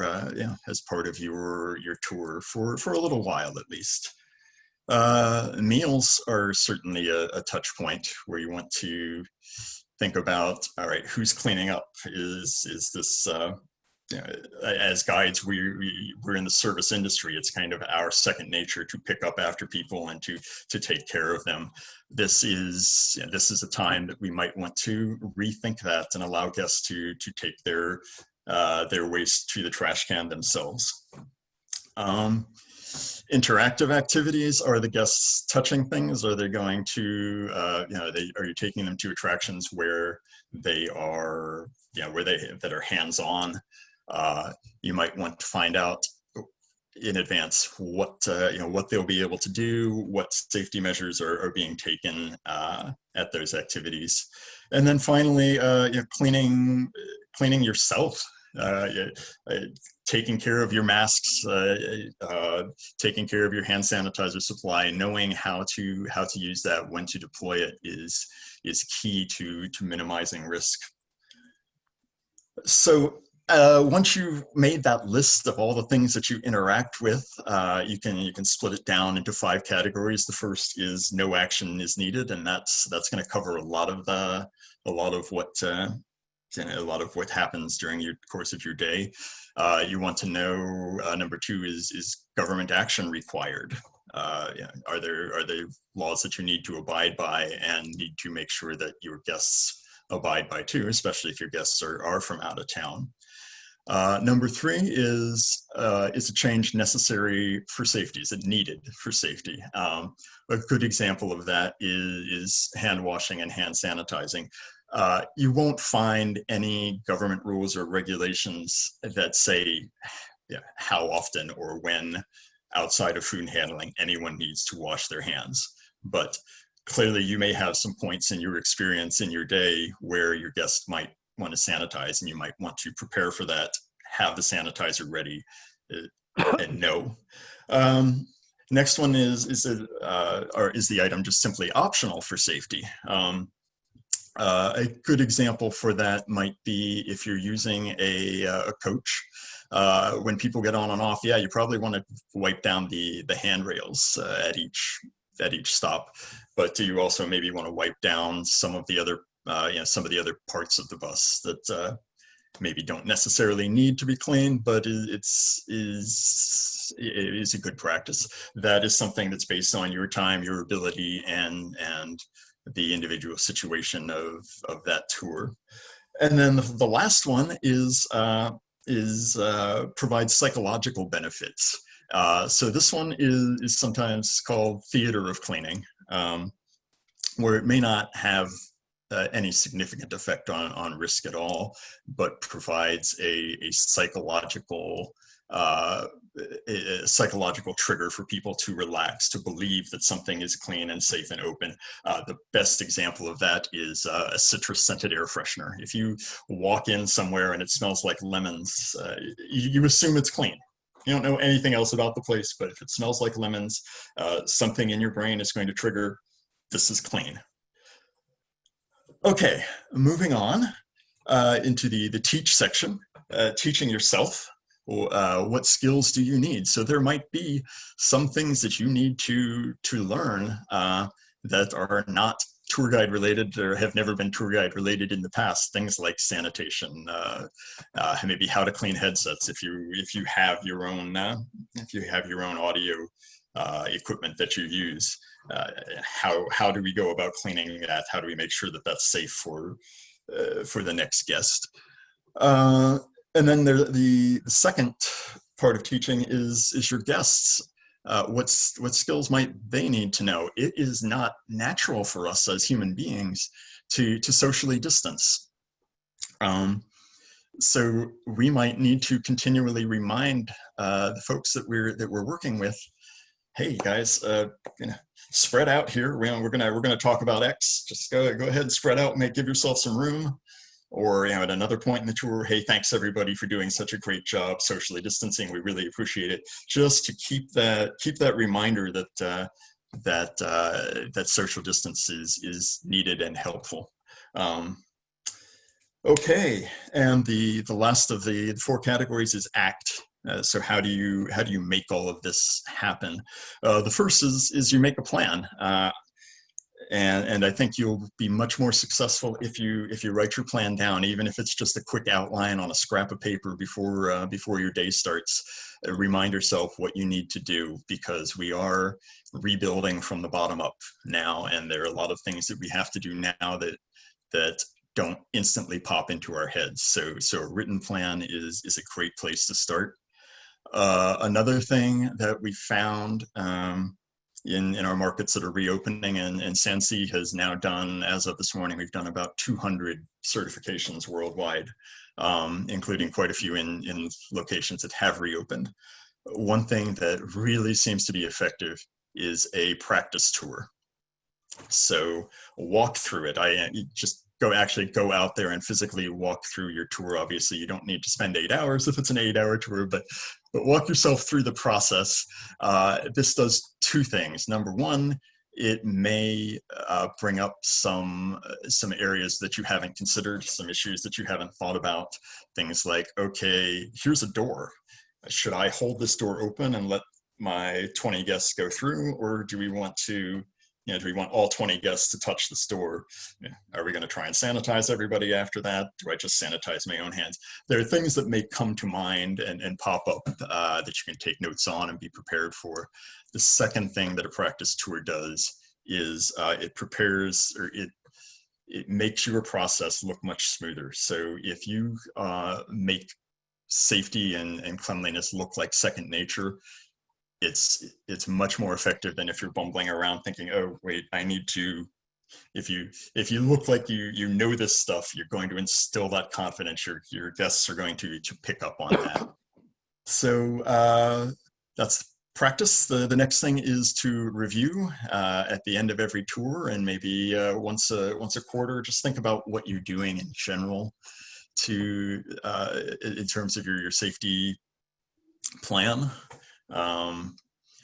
And then the last thing is evolve. It's going to change, and I am not quite as I'm not quite as bleak as Fred Dixon in terms of my predictions for the industry. We're seeing a lot of pent up demand for travel. We're seeing those of us who've been lucky enough to keep our jobs are seeing a lot of pent up income that hasn't been spent. We are we as humans, travel is aspirational for us, so you can't beat that out of us. You really can't. We will always want to travel. So I think the demand will certainly be there from the medical side, from the science side. We're getting close to having a good catalog of treatments for COVID-19. I think the vaccine might be closer than a lot of people suspect. There are at least there are over 100 different vaccines now under trial right now. Surprisingly, the thing that's lagging behind is testing. But once we figure out how to test people for COVID-19, we'll be able to stop them before they travel and stop the disease from spreading. So I think all of those things are going to converge late this year. I had been saying September. I gotta say I'm not saying September anymore, but November, I would not be surprised if we had all three of those categories ticked off our list. So that's it for my presentation. I would love to hear some questions. Please fire away. Thank you very much, Jon. While we're waiting for some questions to queue up, I have to point out you're right on the cutting edge, because Fauci announced only today that he's very optimistic about seeing vaccines beginning to appear at the end of this year, which is already several months shaved off the most optimistic expectations that we heard even a month ago. Yeah, absolutely. And there's a guy I trust. He is the guy we trust. Indeed, now, indeed. of course, your base of operation right now is in Southeast Asia, correct? Theoretically, yes. So yes. I have been in Bangkok since 2017. However, in mid-March, I came to visit my daughter in Portland, Oregon. My return flight was canceled. The rebooked return flight was canceled. The rebooked return flight was canceled, and then the flights were shut down. The borders shut down. So our operation right now is running out of Portland. We also have offices New York, Orlando, Amsterdam, and New Delhi. Given the reports I'm sure you've gotten from Southeast Asia, which was the first area hit, and presumably the first to come back, which aspects of tourism have you seen engage already, start to come back so far? Have we seen it on the walking tour level, the bus tour level, or is it still in a higher end? It's the luxury market actually is doing fairly well on the rebound. But the other thing that's really coming back in as it applies to GANYC guides are walking tours. Walking tours are bouncing back incredibly quickly and faster than I ever would have predicted. Not just in the markets that are reopening, but even here stateside, folks that are able to run tours right now and are seeing a good bit more demand than you would expect. Great, that's terrific. Now, of course, again, to encourage that foot traffic, we want to get the information out to our guests that we're exploiting our use of our websites, our social media. So we've got our guests, and now we're walking tours. We're going to be checking in with them actually on site. We think of, okay, we want to make sure everyone is well. Do we provide anything that says, well, I've been tested and I'm okay? Or do we put them through some of those rigors? You referred to earlier the educating of our guests, of our clients. Great question, and there is no right answer. I'm sure there are a couple of wrong answers, but there's no one right answer for that. Communication, if you can reach your guests before their trip, it's a great idea to let them know that if you have a fever of 100 or more, we can't take you. If you've been exposed to someone who's had COVID-19 in the last 14 days, I'm sorry, we can't take you. We'll give you a refund. If you don't have that ability, second best from a safety perspective, not from a business perspective, not from a customer service perspective, but second best from a safety perspective is to actually take their temperature, monitor their temperature. Unfortunately, those infrared thermometers are not spectacularly accurate, especially in warmer climates on hot days.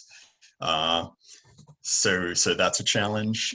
If you can't do that, I have a couple of food tours that have come up with a very unique solution. They hand out tiny little spice packets, little envelopes with spices in it, and they ask everyone to smell their spice, and then they divide them up into teams. They gamify it, but what they're actually doing is finding out who still has a sense of smell. And if they find someone who doesn't have their sense of smell, they pull them aside for a second and chat about that and dwell a little deeper down on what might be going on with those folks. So that's a sneaky way of doing it. And then finally, the last way to do it is in a customer-friendly way. We're excited to have you guys here. Hope everybody's feeling good. Are you feeling good? Are you feeling good? Are you feeling good? Just, you guys are tour guides. You're charmers. You're entertainers. You can take this question and make it customer friendly. I love the smell test, and it's a game, and they won't even realize they're being gamed. I love it. Exactly. Thank you. I also, now we've talked a little bit about the prep, going into it. We walk through the tour. We're aware of providing sanitation, sanitary hand wipes, or Purell sort of products along the way. Can you touch upon a second the follow-up? Because one of the integral elements to New York opening on Monday is our achievement of a certain number of contact tracers. So would you touch a little bit on the record keeping that I think guides should be expected to have in the event you get that phone call that says one of your guests has tested positive? Sure, that's actually fairly simple. The guest name and a method of contact is all that's required to help out the health departments to speed up the process. If you know what hotel they're staying in, if you know what city they came from, if you know any of their travel history, any information you can provide is highly useful. But it's easiest to let these professionals do their work and contact the guest directly. Oh yeah, but it's about providing that network of information from your database of sales. Yeah, and obviously you want to try and keep track of everyone that you've had contact with too, because if they're calling you, then you've also been exposed, and second level, you've exposed everyone else that you've contacted since. Let's hope that never happens. Of course. Jon, thank you very much. I'm doing one last check of our Q&A on our chat. Sure. And I encourage everyone to please check out Jon's website, SanSee. I'm sorry, .com, right? SanSee.com. It's SanSee.travel is our industry website. It gives you a little bit more about the certification process and what we do. SanSeeShield.com. SanSee Shield is our certificate of hygiene. SanSeeShield.com is our public website where the public can learn about what the shield stands for and how it's obtained by the provider that they're working with. And you are the premier certification site in this field at this time, correct? We are the first and only that deals directly with, or that deals exclusively with tours and attractions. It's a beast of an industry. There are a lot of great guidelines out there. CDC, IAPA, US Travel have all issued guidelines, but they are all very generic. Wash your hands, socially distance, wear masks, things like that. What we do is we use our experience, both my experience in health and our advisory panel who's worked with us from the beginning with, we have lawyers, we have biologists, microbiologists, we have psychologists, we have PR professionals, we have insurance company reps, all of whom have worked with us to develop a questionnaire that is flexible enough to do everything from a zip line in Bali to a water park in Florida to our newest client as of this morning, swimming with pigs in the Bahamas. So our system is built for tours and attractions, and it's built to be flexible and understand the very unique needs of our industry. All right, thank you so much, Jon. I am now going to turn our conversation back to our chair, Emma Guest-Gonzalez. Thank you again. Thank you, Patrick. Thank you so much, Jon. And we'll be sharing your information with all the people who are attending, and I'm sure you'll get a lot of questions from them too. We have some I think some detailed questions that people really want to get into the nitty gritty with you. So be on the lookout for some of those. And thank you so much. I love the smell test too. That's really good. It's amazing how smell comes into play in so many things. So thank you. So we're going to change order just a little bit, just flip two things because this dovetails really well with our discussion. And I'm going to ask John Semlak to introduce our Health and Safety Task Force, which is GANYC's look at health and safety, and Jon and Patrick are both the chairs of that, but Jon will be speaking about that. So go take it away, Jon. Thank you. Hello, you guys hear me okay? Yeah. Yeah, and Jon, thanks so much for that presentation. That's wonderful. And I've heard you speak before, and yeah, it's so much practical information, and you know, we're just still trying to get our head about it.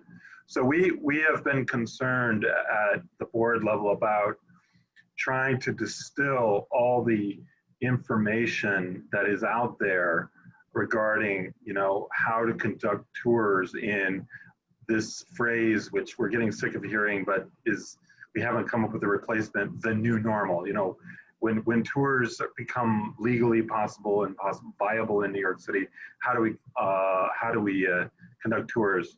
And we've, you know, many of us have been listening to webinar after webinar. You know, it's every former tour guide that is out there that, you know, is out of work now. They're trying to put up webinars about how to cope with not working as a tour guide, and they're giving you some information. And many of them have been about, you know, health and safety protocols. The U.S. Travel Association has done several very informative webinars, and I urge our membership to follow those links that Emma usually posts in at various places in GANYC and the GANYC Facebook group for updates from US Travel. Those are always very informative.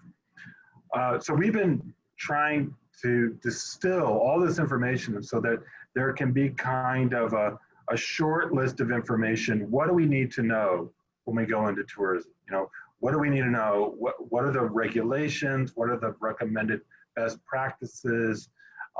And you know, what is needed? And we've created a temporary committee that we're calling the Health and Safety Task Force. Patrick, Casey, and I are co-chairing it, and we've already reached out to some people to join it, both on and off the board. And we're going to be, our aim is to try to put out a reasonably, manageable list of guidelines that we can follow when we get back to tourism. We're also working with the World Federation of Tourist Guides Associations, which is doing the same thing at, way above us. And hopefully they will come out with a list. They've been a little bit delayed in their process, but hopefully they will come out with a list of protocols that we will then distill to make it appropriate for New York City, because of course what works in Bangkok and what works in Portugal, where they're already, opening for tours, and they have tour certification going on where your tour can be certified by the government. What works there isn't necessarily going to work in New York City. So we're going to try to come up with good rules for New York. We've put out if anybody wants to join this effort, if you're somebody who is thinking hard about those kinds of protocols, and you want to be involved in helping us, inform the entire GANYC membership, you can contact us, and the best way to contact us about that is, since Patrick and I are both the chairs, you can reach us both at secretary@ganyc.org, secretary@ganyc.org, if you wish to take part in the Health and Safety Task Force. A couple of the immediate priorities. Somebody asked about liability. I know that comes up a lot. And, one of the first things we're going to try to do is get in touch with our insurance provider and find out what are they saying about COVID-19. We don't really have an answer to that yet. So I've reached out to Tommy Wilkinson, head of the insurance committee. We're still at the beginning stage of that, but we're going to try to get an answer. When are we going to be able to be covered for walking tours in New York? Secondly, we're reaching out to help the local and state health authorities to try to find out what exactly are the regulations, how are they going to evolve. We understand there's a cap on groups of about 10 people. That includes a tour guide, by the way, so it means you could have a maximum of 9 guests on a tour. And if that's are they planning to change that? Is that going to vary by the type of venue you're at? Those are the kinds of questions we're going to answer. And we hope sometime, I don't want to make a promise on a deadline, but I hope sometime in June we will be putting out a list of health and safety guidelines that will be, have the GANYC name on them. They will be the protocols that we recommend our membership and all guides in New York City follow. I hope that's not too much there. Okay. Thank you, John. I just want to add that not only will we want to be providing health and safety guidelines for our members to employ in their tours, but we're also going to construct something, and you may have even heard it already, referred to the Asheville model. Yes. A PDF of some kind that will actually be made available to members that you can post on your individual websites. That will in fact inform your guests that these are the steps being taken, and will also open the conversation that you will have with your guests before the tour starts. So we're trying to get a little pre-theater, theater, and a little post-theater going for you. It's in the works. It's a changing scenario every day, but I think we can be very encouraged in hearing that walking tours came back first. And that is something we should all be smiling about. I do think it's worth just saying one thing. I mean, I think, as much as we're trying to look for solutions, there's going to be no magic cure here, until at least there's a vaccine. A lot of it is going to be in the communication aspect. How do you communicate? And Jonathan, you talked about that. So you're Jonathan, yes? That did not, for that, you go by Jonathan. Yeah, okay, John, pardon me. He articulated that so well. Communication is going to be vital, communicating at all the levels of, at all the stages of interaction with your guest.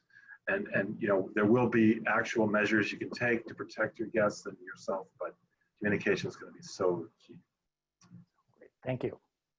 Yeah, and along those lines, in terms of communication, of course, Patrick and Jon are keeping the board informed. They're keeping you all informed. So when things change, when news happens, we let you all know. And so things are really, the people, they're working through them. And these are big, important, weighty subjects that we can't just leap into and give you all the answers right away, because sometimes there is no answer yet. So we need to be aware of that. So just, so we ask for your patience, and also just to keep in mind that we're working really hard on it. And so like Jon said, and Patrick said too, if you'd like to contribute, if you'd like to participate in this discussion, please let us know. Okay, so thank you, Jon. Thank you, Patrick. And we're just going to move on to the very last thing we were going to talk about tonight, is that we'll have a little information and an update from Mike Morgenthau about the Tour Your Own City initiative. So take it away, Mike. Okay. Thank you, Emma, and thank you everybody else. Jon and Patrick and Bob did a great job. So I know we're behind time, so I just want to do this real quick. I'm going to share my screen. We're now in the beta testing stage for Tour Your Own City. For those of you who are not familiar, Tour Your Own City is an initiative that we're starting to market tours to locals. As you heard from Fred Dixon and others, locals are going to be the ones who kind of drive the initial part of the recovery for the as we start to move forward here. So I'm just going to share my screen real quick, and this is not a full tutorial. This is just kind of a quick preview of what you guys can expect. So I just want to see, are you seeing my screen now? Okay, great. So particularly, so this program is open to GANYC members, non-GANYC members, and tour operators. The non-GANYC members and tour operators will pay a fee. For GANYC members, it is completely 100% free. And so you will receive, for the GANYC members, you'll receive an email link to this page when we're ready to launch. We're not there yet. Don't panic. We'll send it to you when we're ready. And you will, are you a GANYC tour guide? You would click there and you would register. I kind of skipped a couple of steps so you didn't have to see me verify my email and go from there. So that you kind of get into your profile. It's kind of a two-step process. So you'll get to your profile page, click on the little settings wheel, edit profile, and this is where you're going to fill in the majority of your information. You can add a couple of photos at the top, kind of looking a little bit like Facebook. And then you can see all this different information: company name, company logo, phone number, website, your social media channels, your description of yourself, or if you're a tour operator of your company. And then these are drop-down menus for languages, tours by interest, tours by location, tour type. So, and we will certainly add more if there are suggestions once we make the site available to all of you guys. There's also a section down below for if anybody is offering discounts to the local market. And last but not least, can we use your tour to promote Tour Your Own City? So I just want to show you how this will populate, not on the homepage. We're still designing the homepage. There will be tours listed on the homepage in kind of a random fashion, almost in the same way that the guides randomly pop up on the GANYC site. But just as an example, we uploaded a few test tours today. So clicked on GANYC only guides. You can see there's me, there's Mr. Amata, and there's Emma. And underneath, at the moment, is all of the different types of tours that you offer.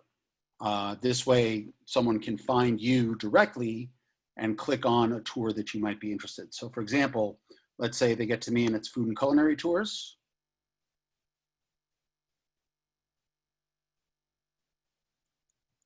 And it shows me as a guide, and it will show others as guides as well in that area if you're interested in food and culinary tour. Now, the other part of this, which we're still tweaking a little bit, is find a tour.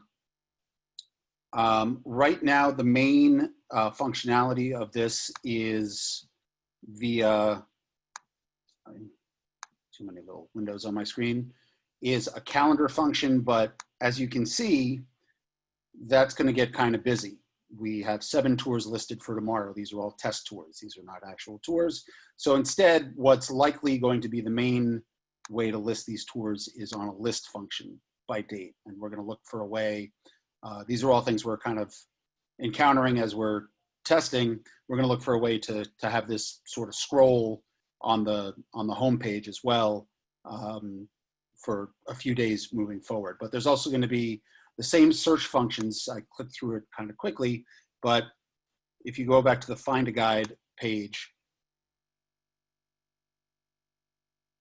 you can see that there is a search bar here, and you can also search tour type, tour by interest, tour by location, and by language. That will be added to the Find a Tour function as well, so that it's not just listed by date. And then this will also start to populate into the site at large, so that users can just come and type in, I want to take a food tour in Brooklyn, and something would pop up. Or I want to take a tour about millionaires on Fifth Avenue, and then something will pop up. And then you can see, this was probably not the best example to pick. Let me click on one other example. So I'll click on the one I know I uploaded. So you can see it has the date, it has the location, it has the description, yummy in my tummy. And then this website is how you would get to the booking site. So for example, I just linked it to my booking site just as an example. So you click directly to Fair Harbor or to whatever your booking site is. You can also link directly to your website if you don't have a booking agent. We'll also make it so that if you don't have a website, people can just email you, and then they book directly through however you book tours normally. We are not taking a percentage. We are not a booking agency. We are literally a portal to allow people, local area people, to experience New York tours. We're going to accompany this with a large social media campaign, as well as a large PR campaign. Jeremy as chair of the PR committee, and Megan Murad as our kind of social media maven. We have a call on Friday to kind of start moving forward on some plans that we've discussed kind of tangentially, but now is the time to start moving forward. So basically the timeline, and then I'm happy to answer any questions as time permits. The timeline, we're going to beta test this for another week or so, make sure we get all the kinks worked out. Then we're going to send you guys the links for you to start uploading your tours. And once we have a decent amount of inventory, we'll examine what's going on in the city, both in terms of government regulations and also in terms of being sensitive to what's going on in the city before we actually launch. We don't want to launch too soon, but we also don't want to miss the boat either. It's probably going to time out just about perfectly, to be honest with you. It's taken a little longer than we expected to get to this point, but we're really close to being able to launch. And now that things are slowly starting to open up, I think the timing might be absolutely perfect. So with that, if I have time, Emma, I will answer a couple of quick questions that are in the Q&A. Sorry. Okay, yes. So yeah, you can see the questions in there. There are different specific questions about it. Okay. And, one other thing I wanted to mention. Thank you to everybody who submitted a video for the intro video. After we received the videos, we kind of determined that we needed to go in a slightly different direction, but those videos are not going to go to waste. We're going to incorporate them into some of our social media campaigns. So we do appreciate all the time that you guys put into those. So I see 3 questions. I will answer them quickly. Yeah. Alice, people have to have a New York City zip code to use this. No, this is kind of on the honor system. We're not going to, say, oh my God, you're from Ohio, you can't book a tour through us. We want everybody to take a tour. The idea is just that it's going to be locals taking tours initially. So, with our social media, with our press releases, with our press outreach, with New York City and Company, who has told us they will help us to get this out there, and it certainly dovetails with their priorities. We're going to be marketing it to local area people, not just New York City, but Long Island, Connecticut, New Jersey, Westchester, even Bucks County and close in Pennsylvania, little further upstate New York. You know, we're not turning anybody away. It's just who we want to target in the first few months after the recovery starts. Contact tab, that's just going to be a way for people to email us if they have questions, Lisa. And then Kit, can the tour options be listed without times if someone offers a private tour? Yes, great question. That is something that I need to address with Amada tomorrow. That was something that I noticed right away. There will certainly be the opportunity to list private tours that are not tied into a specific time or date. And then Cindy, will GANYC be spending any money on advertising for this? And is GANYC mentioned of the tour guides who are GANYC members? As you can see, as you might have seen from the website, I already took my screen off. We do have separate boxes for GANYC members and non-GANYC members, and on the homepage, we plan to make that obvious as well. We have not determined exactly what we're going to spend on advertising for this, but to date, we've spent about $400 to buy the URLs and develop the website. So it's been a fairly minimal investment so far in terms of money, not in terms of time. So, so yeah, that's one of the things we're going to be discussing on Friday, but we're going to do everything we can to try to get you guys back out and working. All of us, not you guys, all of us, me too. And that is our plan. Yes, last question, and then I'll turn it back to Emma.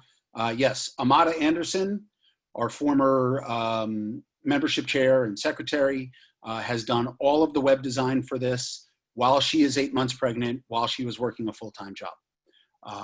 So she's due in about 12 days, but we'll be able to make edits on our own. We're not reliant on her. And but she's done an amazing job, so everybody should send her a very nice baby gift. So, and with that, if anybody has any other questions, feel free to email us at industryrelations@ganyc.org.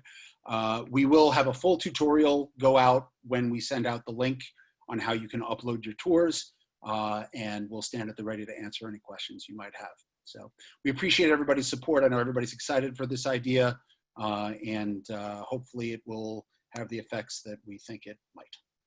Yeah, thank you, Mike, and everybody's thanks to Amada for doing such a great job. I think it's very exciting and very, very encouraging. And I can just tell you, when Mike and I had a sort of conference call with Fred, he jumped on the idea of tour your own city right away. He was like, this is great. This is something, this is perfect for his ideas of hyper-local tours and getting New Yorkers out and about. Okay, so I think that's it. I think we're done for tonight. I think we got a lot of stuff done. I know I've just, full of all this great information, from Fred's sort of inspiring and, letting us know that things are coming, there's eventually we'll be out there out and about doing stuff, and some great ideas and thoughts from OnCell and from SanSee. I'm going to make people smell things all the time from now on. So I think that was really, really good. So thank you all so much for coming and for being here virtually, but all in spirit. And so I want to wish everyone well, and I also just want to make sure to tell all of us, we know this, but it can't be said too often. That is, Black Lives Matter, and we need to unite as a city and protest, but wear a mask, please. This is just the mom and me coming out. Everybody's talking about going out there and participating in their protests. Please wash your hands and still wear a mask, and then assemble and make your voices heard. So thank you, everybody. Thank you, the great board. You guys, you keep me going. They keep me on my toes. My goodness. Emails and Google Docs flying everywhere all day long. So thank you all very, very much. And we will see you on the next one. And please keep looking out for all our announcements, all our information. We are keeping you guys informed. When we find something out and it's going to be useful to you all, we let you know right away. So thank you, everybody. Good night. Stay safe. This has been recorded, so you can watch it as much as you want, and have a wonderful, wonderful evening. All right. Bye, everybody. Thank you so much. Bye, guys.